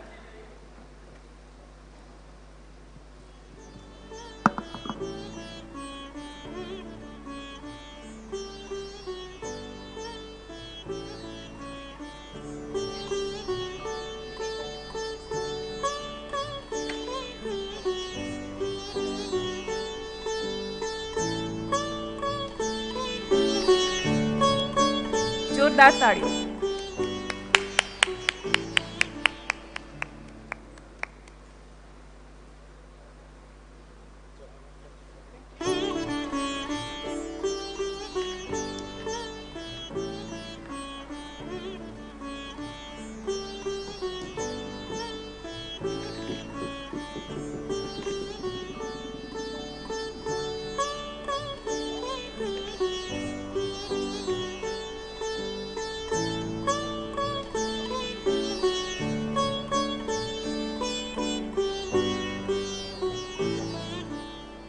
Thank you so much. Thank you very much, Shivani. And before we begin this chat, let me begin with Peter. You're already an honorary Gujarati out here. We were briefly chatting, and not just words and the language. I think you have picked up the way the Gujaratis react to certain situations as well. I can totally see that. But let me begin by asking you briefly about your experience here. It's almost 4 years that you've been here. You're an honorary citizen already of Gujarat. But what's your experience been like? Gujaratis are known for their enterprise. They're known for their leadership. They're known for actually driving business, not just in Gujarat, but all across the globe. Is it true for the Gujarati diaspora in UK as well? Thank you very much. And let me say to everyone, good afternoon. Kem Cho. I hope people are having a wonderful conference. Thank you for inviting me to join. I should confess a little bit that I'm actually also a bit of an Anglo-Indian because I was born in Kolkata in India. And so coming to Gujarat 4 years ago was a bit of a homecoming in many respects. I grew up in India. I spent the first 7 years of my life in India. And so coming back to India and coming back to Ahmedabad was, I think, a homecoming for me. So it felt very natural. It felt very comfortable to be rejoining what was my original family, if you like. And so my experience has been very much a pleasant one and a happy one because of that background and that history. But I think you're right. What I discovered was a huge surprise. A huge surprise because I think some of the misunderstandings about India and about Gujarat, about it being a poor country, a low-tech economy where there were challenges about poverty, there were challenges about social structures. I think that has been, that was very clear to me, none of that is now true. That may have been in the past, but now we have a much more modern, a much more vibrant, a very good word, a very vibrant India, a very vibrant Gujarat. And I think we see the example that India is now leading in so many respects. I think in UK, the contribution that the diaspora has made has been part of that journey to achieve a much more modern, a much more reformed, a much more dynamic economy, a dynamic society. And I think we can see evidence of that in UK. We can see evidence of what Prime Minister Modi calls the living bridge, where the two societies work together so well. And so I think we know that Gujarat is the land of the entrepreneur. We can see that in very strong examples here in India and in Gujarat. We look at Mr. Adani, for example, our lovely sponsor, and we notice how high he has risen in the table of the richest men in the world. An example of entrepreneurship. You could not find a better example. But I also looked to the UK. I also looked at the kind of contribution that Gujaratis have made in the UK. And I found out that one of our leading supermarkets, Asda, is owned by two brothers who originally come from Gujarat, the Issa brothers. And so we can see the example of Gujarati entrepreneurship now making real progress in places like the UK and in the US and in Australia. And that's a sign that this is inbred, it's in the DNA of a Gujarati to be an entrepreneur, to be a business person, to look for how we can grow their business, grow their prosperity. And that's a fantastic thing. It's internationally recognized now. Well, one can certainly see how, deeply you understand the society and the connection between Gujaratis and UK. But taking it to Jody now, and Jody certainly needs no introduction. she has been the former leader of opposition in New South Wales. She is the current chair of the Australian Indian Business Council. Let me again ask you about the Gujarati community, down in Australia. I personally remember, I had traveled to Brisbane and Sydney and a few other places with the Prime Minister Modi in 2014 to cover the G20. And my warm experience that remained with me was the local Gujarati community in Australia that was so warm, that was so affectionate. And, they almost took care of me like their family members. Has it been the same with you? What kind of relations that you have developed over the years with overall Indian diaspora, but particularly the Gujarati community there? Yeah, it's really interesting. Firstly, thank you so much for involving Australia in this wonderful event, because I'm here with a delegation from Australia who are proud Gujarati Australians. And I have been very fortunate in my job as a Member of Parliament, and I retired from that recently, that I had a strong relationship with our Indian Australian community. But I think you described it as the living bridge, and Prime Minister Modi has been very, very firm on that. I think it's only in the last couple of years that Australia has realised the importance of that, because we know that our Gujarati community in Australia understands the language, the culture. You spoke about their entrepreneurship, but they're ambitious, and I'm fortunate that they're good friends with me, and I've got so many of them that guide me and certainly give me advice as the National Chair of the Australia-India Business Council about what we should be doing as a business council as well. So we're hoping, by the way, that Prime Minister Modi comes to Australia next year, so we would love you to come along as well, and we promise that we will give you another warm welcome. But I just think right now the India-Australia relationship has never been stronger. Australia was the first country to acknowledge India's independence 75 years ago. We've been friends for 75 years, but I think now with the signing of the Free Trade Agreement this year, we are best friends. And next week I'm hosting an event for Minister Nitin Gadkari. We've had Minister Jai Shankar has been with us this week, his second visit. So we're seeing a huge focus on Australia, and I do want to acknowledge Gautam Adani as well, because he has made a very big investment in Australia, and we're very fortunate to have Adani there. Jyoti, if I can take this forward, and you mentioned External Affairs Minister Jai Shankar's visit. Yesterday we had Meenakshi Lekhi, Deputy External Affairs Minister here. And as you all know, the free trade agreement between India and Australia was signed earlier. And of course, Prime Minister Narendra Modi's focus has been on Australia to a great extent. In his tenure, we've seen a great closeness between both these countries. So how do you see the trade ties really increasing day by day in the current scenario? Yeah, I think that the world is noticing the focus that Prime Minister Modi has on Australia. And as I said, we are now best friends, and it's been such a heartening and welcoming initiative, I think, by Prime Minister Modi and our government to make sure that we have those closer bilateral relationship. But the Free Trade Agreement was really, I think, it sort of kicked it off. It's been 10 years since we've been trying to get that Free Trade Agreement. So we're very fortunate that that is the first stage of that is now in place. We've got the CECA negotiations underway, but the ECTA, which is the first stage of the Free Trade Agreement, that should be ratified by our Parliament late November.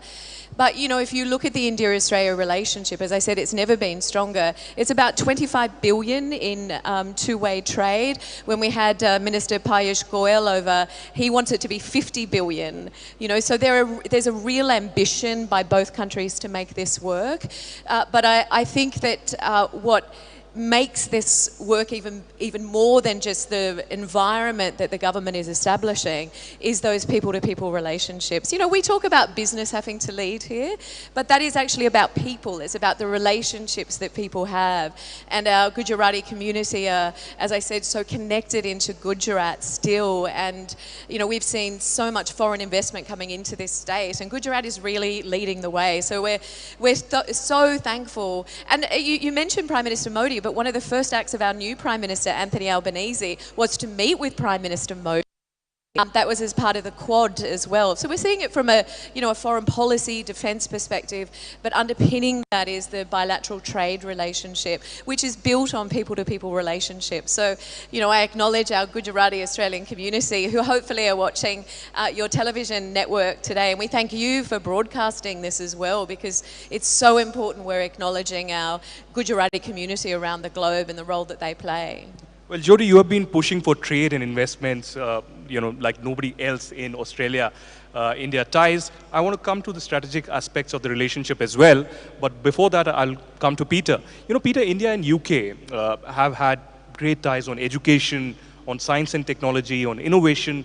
I myself was reading about the visits that, experts and analysts took up to IIT Gandhinagar and several other institutes as well. So, of course, much more can happen in future, but where are we at present, and what has been your experience like in these sectors? Thank you. This is a really important area of our partnership, of our relationship. Can you hear okay? Yeah. It's a really important part of our relationship and our future partnership moving forward. We have made a number of important steps in the last couple of years to build that up. We had the good fortune to have our Prime Minister visit Gujarat back in April. Our previous Prime Minister, Mr. Boris Johnson, came here. And it was a strong feature of his particular visit to talk about how we could unlock the potential of a stronger science and technology partnership with India. And I think we can look at key examples of where that has been really positive. The Covishield vaccine was a development, a UK-India partnership to produce this vaccine in the kind of scale that was required to tackle the COVID pandemic.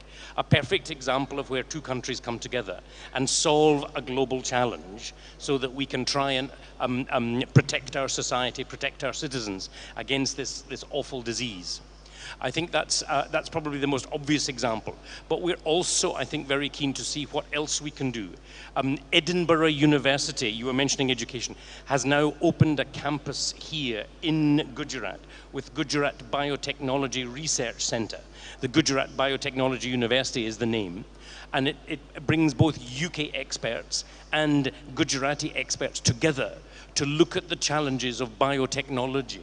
And to try and produce groundbreaking research, world-leading research that can be applied and used. We know that in Gujarat we have such a strong pharmaceutical sector. Big pharma is really powerful here.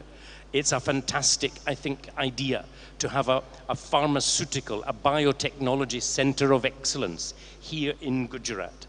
We also have plans for, we have this week happening again in Gandhinagar, the Defence Expo. And our companies, we have 25 companies coming from UK, and they are very keen to work with Indian companies, Gujarati companies, on the security technologies, the challenges we face externally. We heard Mr. C.R. Patel describe a little bit of the challenges of the future that India has to try and now protect itself against. And so I think we can recognize that there is a huge interest, a huge commitment to work together to solve some of these problems. So in science, in technology, in new climate change, we were very keen to see how new technologies for electric vehicles, for better solar power, better wind power, using hydrogen as a new fuel for our cars. All of these could be fantastic opportunities for partnership, not just with the UK, with Australia, with other allies and other partners. We recognize, I think, the opportunity of doing this with India as a partner is a fantastic one, and that's really my job. Can you tell that there's a lot of competition here? Absolutely. In the relationship between India and Australia and India and the UK? We can work together. I'm sure we can work together. But Peter, on a lighter note, am I allowed to ask political questions? Go ahead. Because there are people out here who are following UK politics very closely, Yep. and they're reading BBC and other news sources, and they're reading how there's still a political turmoil underway, and many expect that Rishi Sunak could well be the next Prime Minister. That they are certainly talking about it in the UK. I'm afraid I don't have any special secrets to share. But you're not allowed to talk about it, eh? I don't have anything to share anyway, so it's not something that I can give you much more insight on. It is obviously a difficult period. They're going through, I think, quite a tricky time. The challenges of the energy markets, the challenges of the war in Ukraine are creating a lot of turmoil, and that is spilling over into politics and spilling over into our economic relations. And I think that's a difficult thing for us to manage. The good news, I think, is that the relationship with India is rising above most of that.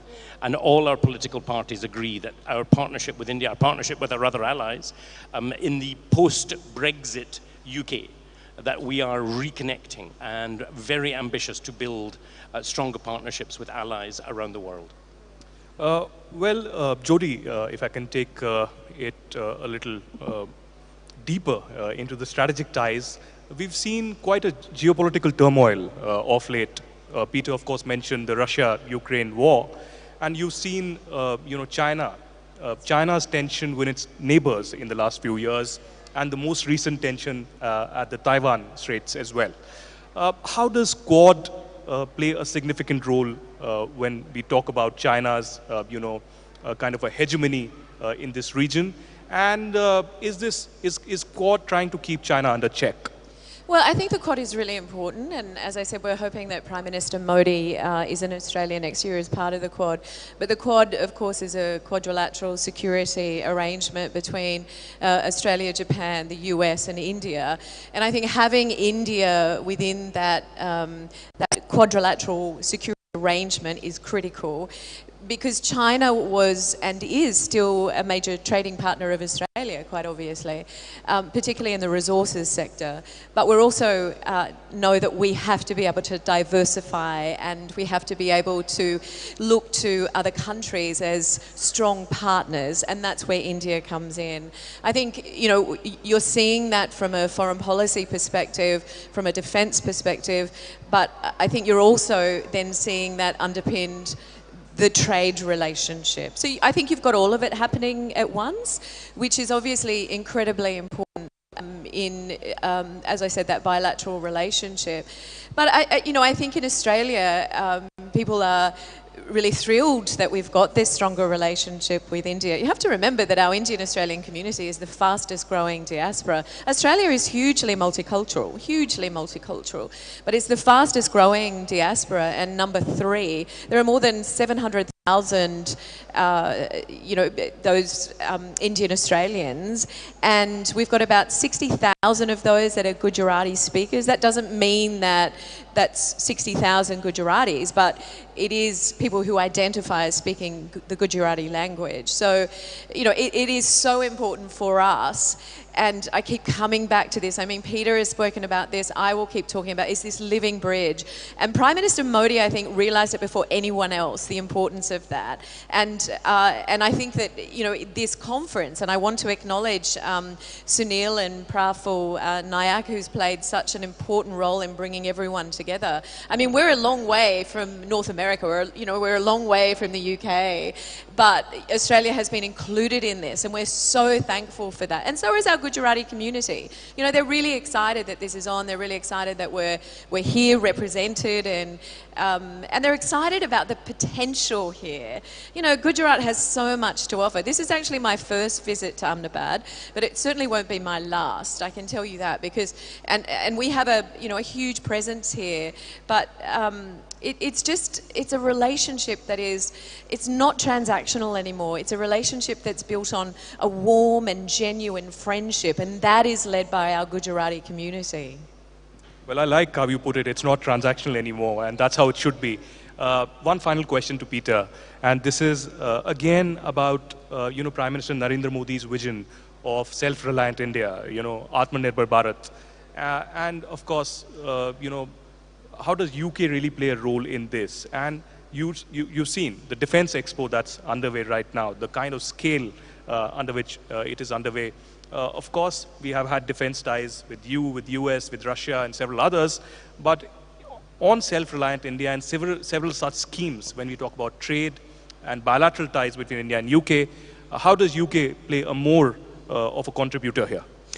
Thank you. A really important question, and I'm delighted to say that when British Prime Minister Boris Johnson was here, he spoke with Prime Minister Modi on this very subject and declared very easily, very quickly, that we wanted to be a partner in how India goes about making more in India.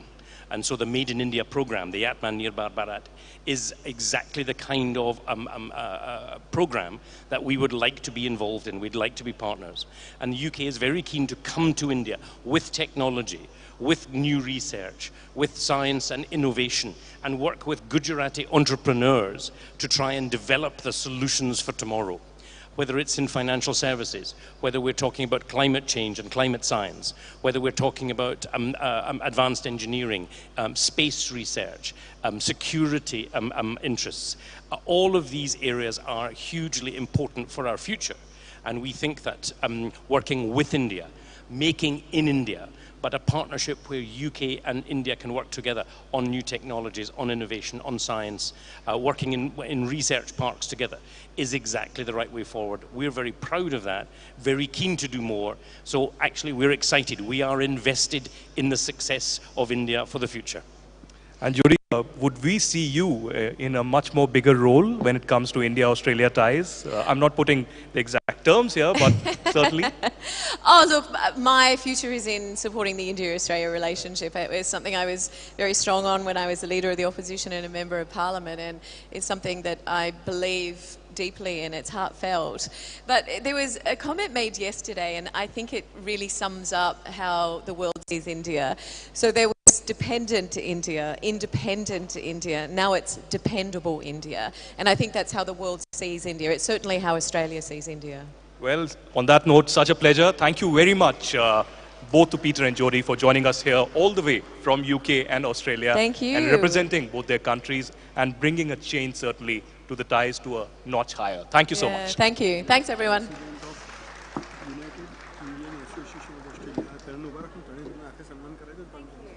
Thank you. All of you, I would like to stay for a few minutes here. Thank you. It would be our pleasure if you stay there for 2-3 minutes. First of all, I would like to request Judy Mackey. I would like to request Judy Mackey to felicitate Dr. Dharmika Mistry, a young scientist, on behalf of INA and TV9. Please come out to the stage, Dr. Dharmika Mistry. Dharmika Mistry ने विनंती करी कि ते मंच पर आवे અને આજના આપણા અતિથિ જીડી મેકી પાસેથી તે સન્માન અને ભેટ સ્વીકાર કરે.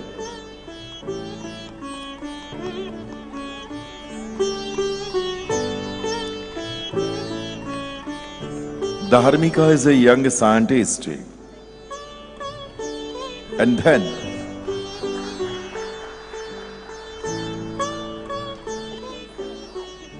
I would like to request our second guest to felicitate Dr. Sunil Vyas, President of United Indian Association of Australia. Dr. Sunil Vyas, representing India and Australia.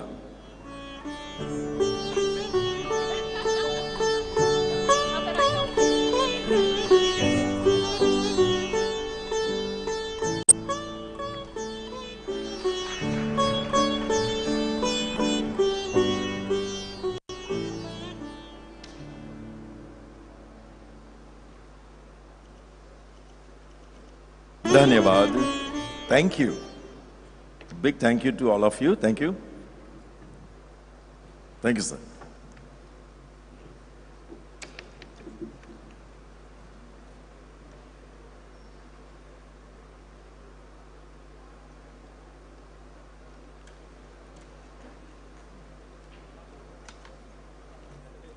અને હવે જે સેશનનો આરંભ થવા જઈ રહ્યો છે, યંગ એચીવર્સ રીડિફાઇનિંગ ગુજરાત.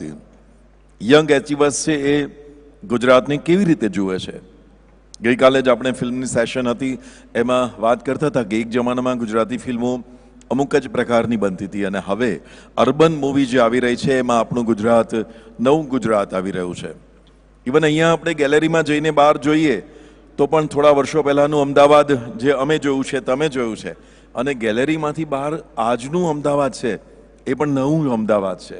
તો આ જે નવીનતા છે એની વાત યંગ એચીવર્સ પાસેથી આપણે સાંભળવી છે, અને એના મોડરેટર તરીકે હું વિનંતી કરી રહ્યો છું અમારા સાથી મિત્રો શ્રી ચિરાગ અને ચિરાગ શાહ અને વિરલ રાજ, આ બંનેને, કે તેઓ અહીં આવે અને અતિથિઓને પણ આવકારે અને આખો કાર્યક્રમ તેઓ સંભાળે.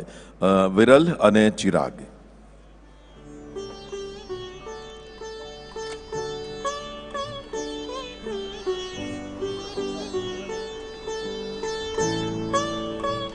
આજના જે મહેમાનો છે એમને પણ વિનંતી કરું. Munjal Shah, director Paras defence and space technology limited.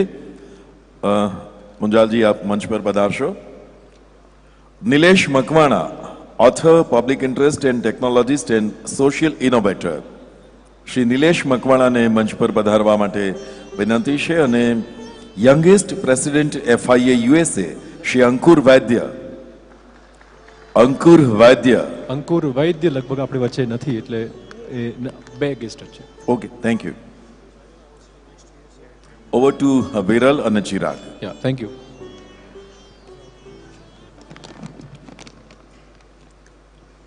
તો પ્રવાસી ગુજરાતી પર્વ 2022 જોવાઈ રહ્યું છે ત્યારે હંમેશા ચર્ચા રહેતી હોય છે કે આપણું ગુજરાતી યુવા ધન એ ગુજરાતમાં, દેશમાં અને વિદેશોમાં કેટલું કાઠું કાઢી રહ્યું છે. આપણે આ દોઢ દિવસ થયો અત્યારે આ દિવસમાં જોયું છે કે અનેક એવા નવા ચહેરા, અનેક એવા નવા ઉદ્યોગપતિઓ જે આપણને કદાચ ખબર જ નથી કે વિદેશમાં તે ડંકો વગાડી રહ્યા છે. એવા ઉદ્યોગપતિઓને મળવાનું થયું, એવા લોકોને મળવાનું થયું જેમણે ખરેખર ગુજરાતની ધરાનું નામ આખા જગમાં રોશન કર્યું છે. આવા જ બે યંગ વધુ બે આપણે વચ્ચે ઉપસ્થિત છે. મુંજાલભાઈ શાહ ડિફેન્સમાં ખાસા નિષ્ણાત છે અને ઓસ્ટ્રેલિયાથી આવ્યા છે નિલેશભાઈ મકવાણા. તો એમની સાથે જાણવાનો પ્રયત્ન કરીશું કે એમની ધરતી પર બેઠા બેઠા ગુજરાતને કેવી રીતે જુએ છે અને એમની ધરતી પર એ જે ડેવલપ થયા છે એમાં એમને કેટલા પડકારોનો સામનો કરવો પડ્યો છે. નિલેશભાઈ, સૌથી પહેલા આપને સવાલ. Thank you Chirag. આપણે કહ્યું એમ કે બે યંગ અચીવર્સ છે ને ચિરાગ એમ કહેવાય છે કે અચીવર્સ એ દીવડાના પ્રકાશ જેવા હોય છે. પ્રકાશ પોતાનું ઇન્ટ્રોડક્શન નથી આપતું, એનું અજવાળું જ એનું ઇન્ટ્રોડક્શન છે. એમ અચીવર્સ પોતાની જાત વિશે કંઈ ન કહે, પણ એમની ઉપલબ્ધિઓ જ એમનું ઇન્ટ્રોડક્શન છે. આપણી વચ્ચે જે મુંજાલભાઈ છે, he is MD of Paras defence. એક યુનિક અને સ્ટ્રોંગ ડિફેન્સ પ્રપોઝિશન્સ દેશ માટે તૈયાર કરવાની જે અત્યારે સરકારની, હમણાં તો એક ડિફેન્સ એક્સપો પણ છે અમદાવાદમાં, ત્યારે પારસભાઈ એમાં બહુ યુવા વયે આવા અગત્યના કોઈ પણ દેશ માટે જેને કહેવાય ડિફેન્સ પ્રપોઝિશન્સ એમાં કાર્યરત છે. આપણે એકવાર જોરદાર તાળીઓથી એમને આવકારી લઈએ. અને સાથે સાથે નિલેશ મકવાણા છે જે નવી ટેકનોલોજીના અને ખાસ કરીને તેઓ CEO છે global award winning technology company illuminous સોલ્યુશન્સના. નિલેશભાઈ અને એની સમગ્ર ટીમ ખૂબ જ પેશનેટલી ડિજિટલ ઇન્ક્લુઝન અને એડવર્સિટીને માટે કામ કરી રહ્યા છે. ત્યારે એમને બંનેને એક સવાલ કોમન પૂછીએ. કોઈ પણ ક્ષેત્રમાં યુવાન આવે ત્યારે નવા વિચાર સાથે આવે. A young person comes with great idea and big dreams always. તો એમાં ચેલેન્જીસ કઈ કઈ હોય? Will same answer 1 to 1. Nileshbhai પહેલા. Do you want me to go first? Yeah. Well, when the young people starts any new venture or startup or ideas, it reminds me of Mahatma Gandhi's quote that નિલેશભાઈ, ગઈકાલે ફરિયાદ ચોક્કસ હતી કે સેશનમાં તમે થોડું ગુજરાતી રાખો તો મજા પડશે ઓડિયન્સને સાંભળવામાં. ગુજરાતી આપણે ગાંધીજીનો કોટ યાદ આવે છે કે પહેલા તમે કોઈ નવી બિઝનેસ કે કોઈ બી વેન્ચર ચાલુ કરો કે કોઈ આઈડિયા, તો લોકો તમને પહેલા ઓપોઝ કરશે અને પછી તમને કદાચ તમારી વાતને સાંભળશે અને પછી તમને જોઈન કરશે અને પછી તમને તમારીને ફોલો કરશે. તો હંમેશા પહેલાં જે છે એ ક્યારે બી કોઈ બી નવી ચીજ શરૂ કરશો તો મુશ્કેલ આવશે અને તમને એટલું જલ્દી સપોર્ટ નહીં મળે. તો મહાત્મા ગાંધીજીનો કોટ છે કે ભાઈ બી પરસિસ્ટન્ટ, અને પરસિસ્ટન્ટનું જે છે ઇટ્સ નેસેસરી. તો આઈ થિંક ગુજરાતમાંથી જ્યારે છોકરાઓ બહાર નીકળે છે અને ભણવા જાય છે વિદેશમાં અને ત્યાં જઈને કામ કરવાની જગ્યાએ અગર બિઝનેસ બી ચાલુ કરે તો ઘણા સક્સેસફુલ થાય છે. પણ ઘણા લોકો ખાલી જોબ પર ધ્યાન આપે છે પણ બિઝનેસ પર નહીં. અને મેં બિઝનેસ પર ધ્યાન આપ્યું એઝ અ સ્ટુડન્ટ બનીને. ગુજરાતી, બરાબર. અને ત્યાં પછી જઈને આપણે ગુજરાતની વેલ્યુ અને ગુજરાતના જે લીડર છે એમની જે કોટ્સ છે, જેવા ગાંધીજી છે, સરદારજી છે, એ બધાના કોટ્સને આપણે એક પ્રાઉડ ફીલ કરીને એમને ફોલો કરીને એ વેલ્યુઝ લઈને આપણે ત્યાં સક્સેસ થઈ શકીએ છીએ. તો ગુજરાતીઓને લુક બેક કરે આપણા સ્ટેટની અંદર તો ઘણું જોવા મળે છે કે જેનાથી આપણે પ્રેરણા લઈને આપણે વિદેશમાં બી સક્સેસ થઈ શકીએ. પારકી ધરતી પરના પડકારો એ ચોક્કસ હોય જ છે. લેંગ્વેજથી માંડીને ત્યાંના પોલિસીસથી માંડીને તમામ જાતના પડકારો દરેક કોઈ પણ વ્યક્તિ જતું હોય છે ત્યાં એને પડતા હોય છે. આ પડકારોમાંથી ઉગરવાનું જે સાહસ છે એ કેવી રીતે ડેવલપ થઈ શક્યું, અથવા પડકાર કયા કયા આવ્યા શરૂઆતમાં એ કરીએ. પડકાર challenges, right. Well, the challenge is, of course, you miss your food, for example, you miss your home country, you are not in your આપણું પોતાનું એન્વાયરમેન્ટ નથી અને લેંગ્વેજ આપણી નથી ત્યાં, બરાબર છે. તો એ બધા કોમન ચેલેન્જીસ હોય, પણ એનાથી મોટું ચેલેન્જ જે છે એ કોન્ફિડન્સનું છે કે વિદેશમાં જઈને આપણે એવું કેવું કોન્ફિડન્સ લાવી શકીએ કે આપણે વગર ડર કરીને આપણે એક મોટું સપનું જોઈએ અને સપનુંને સાકાર કરવા માટે મહેનત કરીએ અને ત્યાંથી લોકલ સપોર્ટ આપણે લઈએ ગવર્મેન્ટ સાથેથી. એ જે કોન્ફિડન્સ જે છે એ ક્યારેક ચેલેન્જિંગ હોય, કેમ કે આપણે જ્યારે કોઈ નવી કન્ટ્રીમાં જઈએ તો ઘણા વ્હાઇટ લોકોને જોઈએ, ઘણા બધા લોકોને, અને આપણું ઘર નથી, આપણું સર્કલ નથી, આપણા રિલેટિવ્સ નથી, તો આપણે એકલા હોય તો ત્યાં આગળ તમારે બિઝનેસ ચાલુ એક ડર જેવું બી લાગે, બરાબર છે. પણ એને અગર આપણે છોડી દઈને જોઈએ કે આપણા ગુજરાતીઓ આખી દુનિયા છે બધી જગ્યાએ અને તમે કોઈ બી જગ્યાએ બિઝનેસ ચાલુ કરો તમને ખબર છે કોઈને કોઈ ગુજરાતી તમારી સાથે તમને મળી જશે. તો એ એક વિશ્વાસ રાખીને આપણે કોઈ બી દુનિયામાં જઈએ તો આપણે બિઝનેસ કોઈ બી જગ્યાએ ચાલુ કરી શકીએ છીએ. વાહ, એક બહુ સરસ વાત એમને કહી કે એમની સામે મોટો પડકાર એમનું સ્થાન બનાવવાનો હતો. વિદેશની ધરતીમાં એક વ્યક્તિએ પોતાની જગ્યા બનાવવી એ ચેલેન્જ હતી, પણ ભારત દેશમાં રહીને મુંજાલભાઈ જે કામ કરે છે એમાં નવા વિચારને જગ્યા અપાવવાની હતી. તો એ ચેલેન્જ તમે કઈ રીતે ફેસ કરી? સો આજનું youth dynamic, back by technology, aggression, want to do something in life, want to show the people. તો આજનું યુથને જે છે resistance comes from the earlier generation. Okay, A generation કે આપણે સ્લો એન્ડ સ્ટડી આપણા બેઝિક્સને set કરીએ પછી આપણે આગળ વધીએ સ્ટેપ બાય સ્ટેપ. બધા યુથ આજનું જે છે wants to somewhat maybe make it faster. Okay, બેઝિક્સને જે છે 50% કરીને then wants to go to the next level. So આ જે છે big resistance, yes, because the earlier generation has the great way of putting basics in place અને પછી આપણે આગળ વધીએ step by step, and the youth wants to go a bit faster.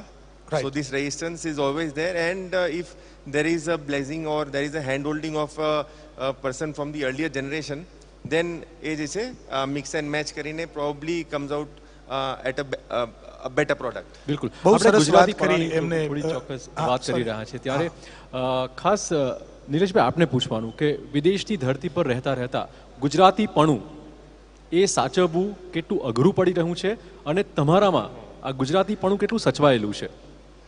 વેલ, શું છે ગુજરાતીપણું એ હજુ હું ડિસ્કવર કરું છું, બરાબર છે, કે what is to be real Gujarati.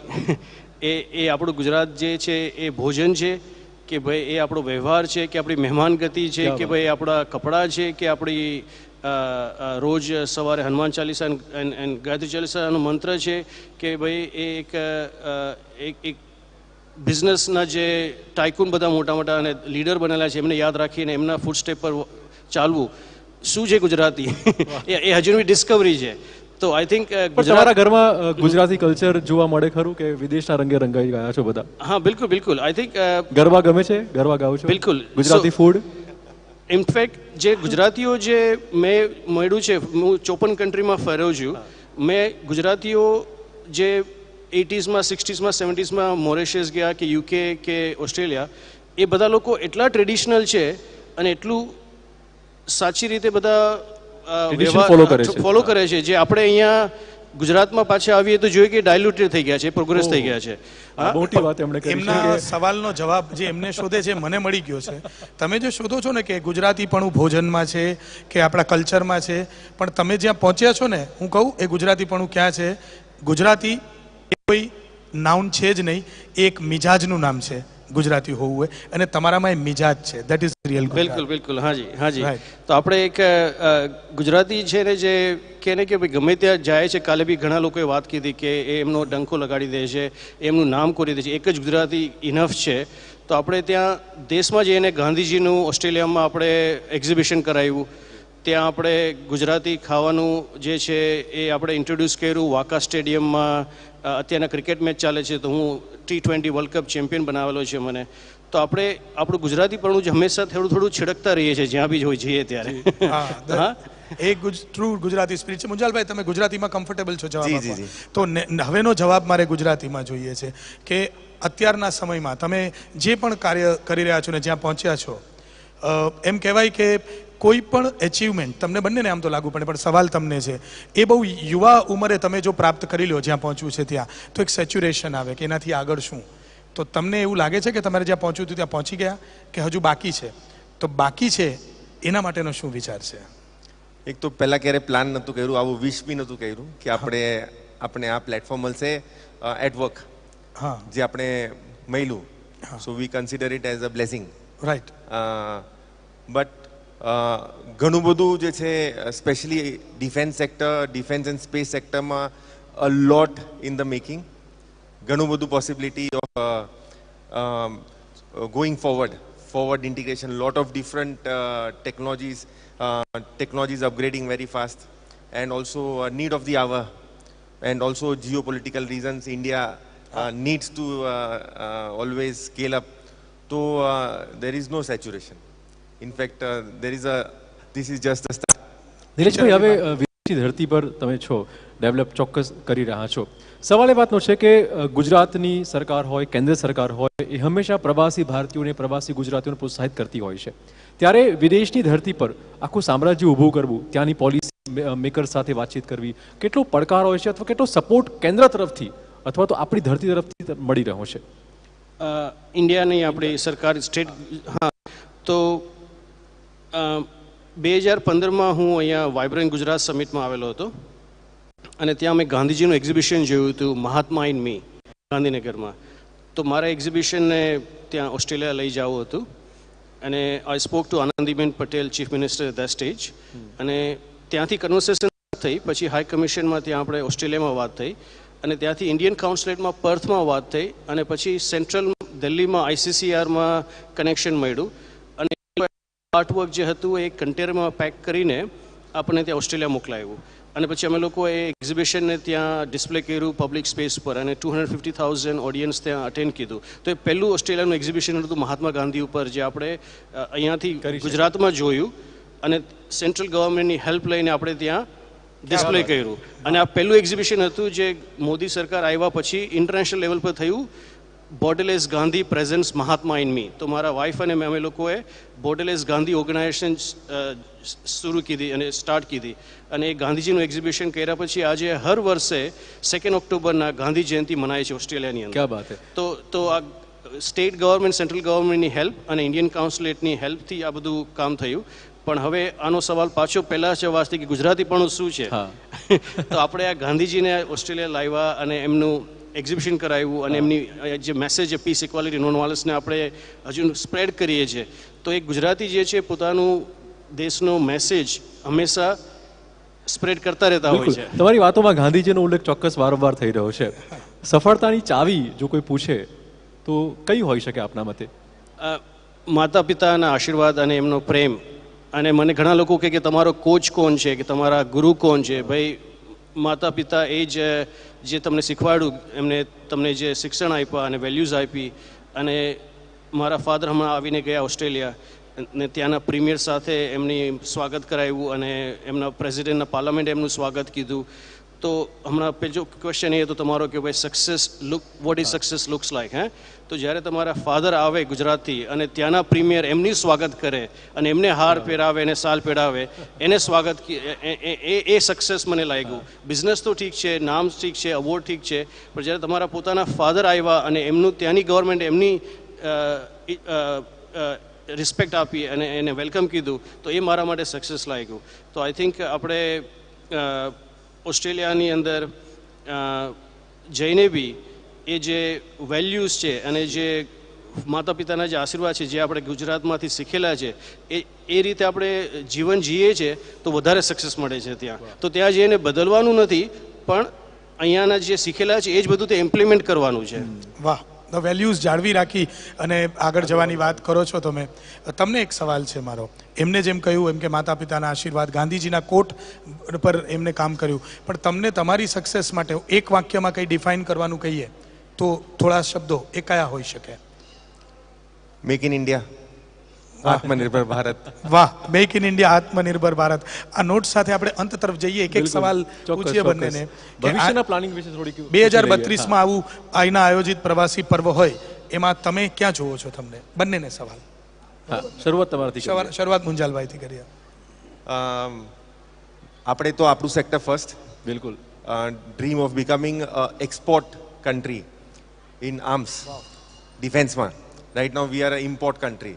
Being a top exporter, drone hub for the world, at India, and India being one of the top manufacturing country for the world.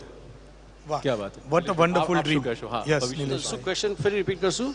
આજથી 10 વર્ષ પછી તમે ક્યાં જોવો છો તમારી જાતને એઝ અ હોલ, અને ભારત ક્યાં હોઈ શકે? અચ્છા, અને એમાં તમે શું હો? વેલ, આઈ થિંક આપણે આ જે ઇન્ડિયા જે મોદી સરકારમાં આગળ વધે છે અને એટ્રેક્ટ કરે છે એનઆરઆઈને પાછળ, I think it's impossible to stay અવે.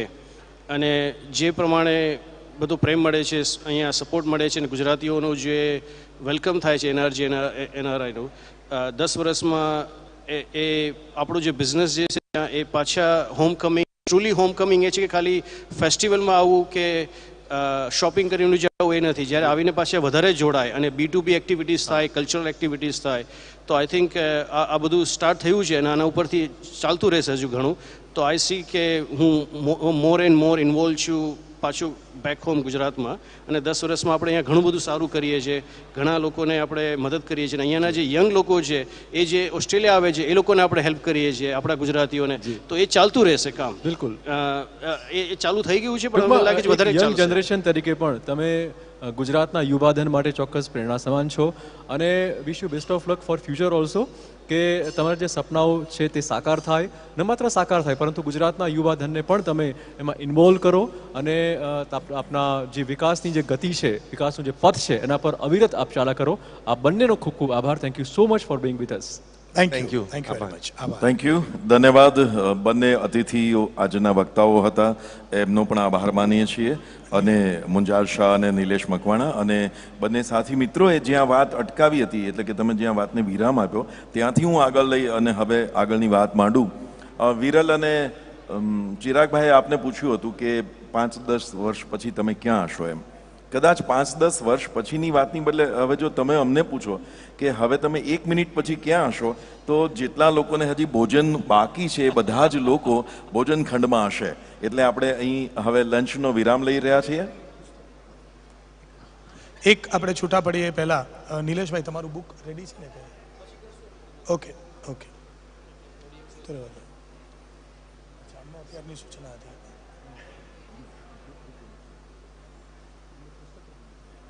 એમ કે છે પછી કરો, પછી પરફોર્મન્સ હશે, ટાઈમ કરી લે. હા, રેડી છે બુક? ક્યાં છે? હા, અહીંયા જ. સુનિલભાઈને બોલાવી. સુનિલભાઈ એક વચ્ચે કાર્યક્રમ ઉપક્રમ છે. હું સુનિલભાઈ નાયકને સાદર વિનંતી કરું મંચ પર આવવા માટે. નિલેશભાઈની લાગણી છે કે નિલેશભાઈ મકવાણાનું એક પુસ્તક છે અને એનું વિમોચન તેઓ આ તબક્કે આપના વરદ હસ્તે કરવા માંગે છે.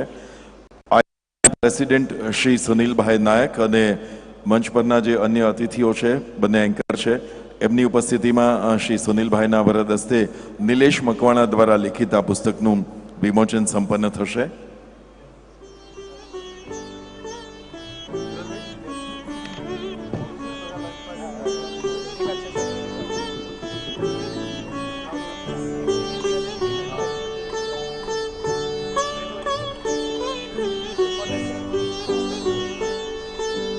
જેમના વિચારોને આપે સાંભળ્યા, જેમની જે વિચારધારા જેમના પર આશીર્વાદ ઉદ્યોગ જગત અને ફરીથી ગુજરાતમાં આવવાની જેમની તત્પરતા છે એવા નિલેશ મકવાણા દ્વારા લિખિત આ પુસ્તકનું વિમોચન થઈ રહ્યું છે. આપણે એને તાળીઓથી વધાવીએ અને એના સાક્ષી બનીએ. એક લેખક સર્જક નિલેશ મકવાણા દ્વારા લિખિત આ પુસ્તકનું વિમોચન આયનાના પ્રેસિડેન્ટ શ્રી સુનિલભાઈ નાયકના હસ્તે.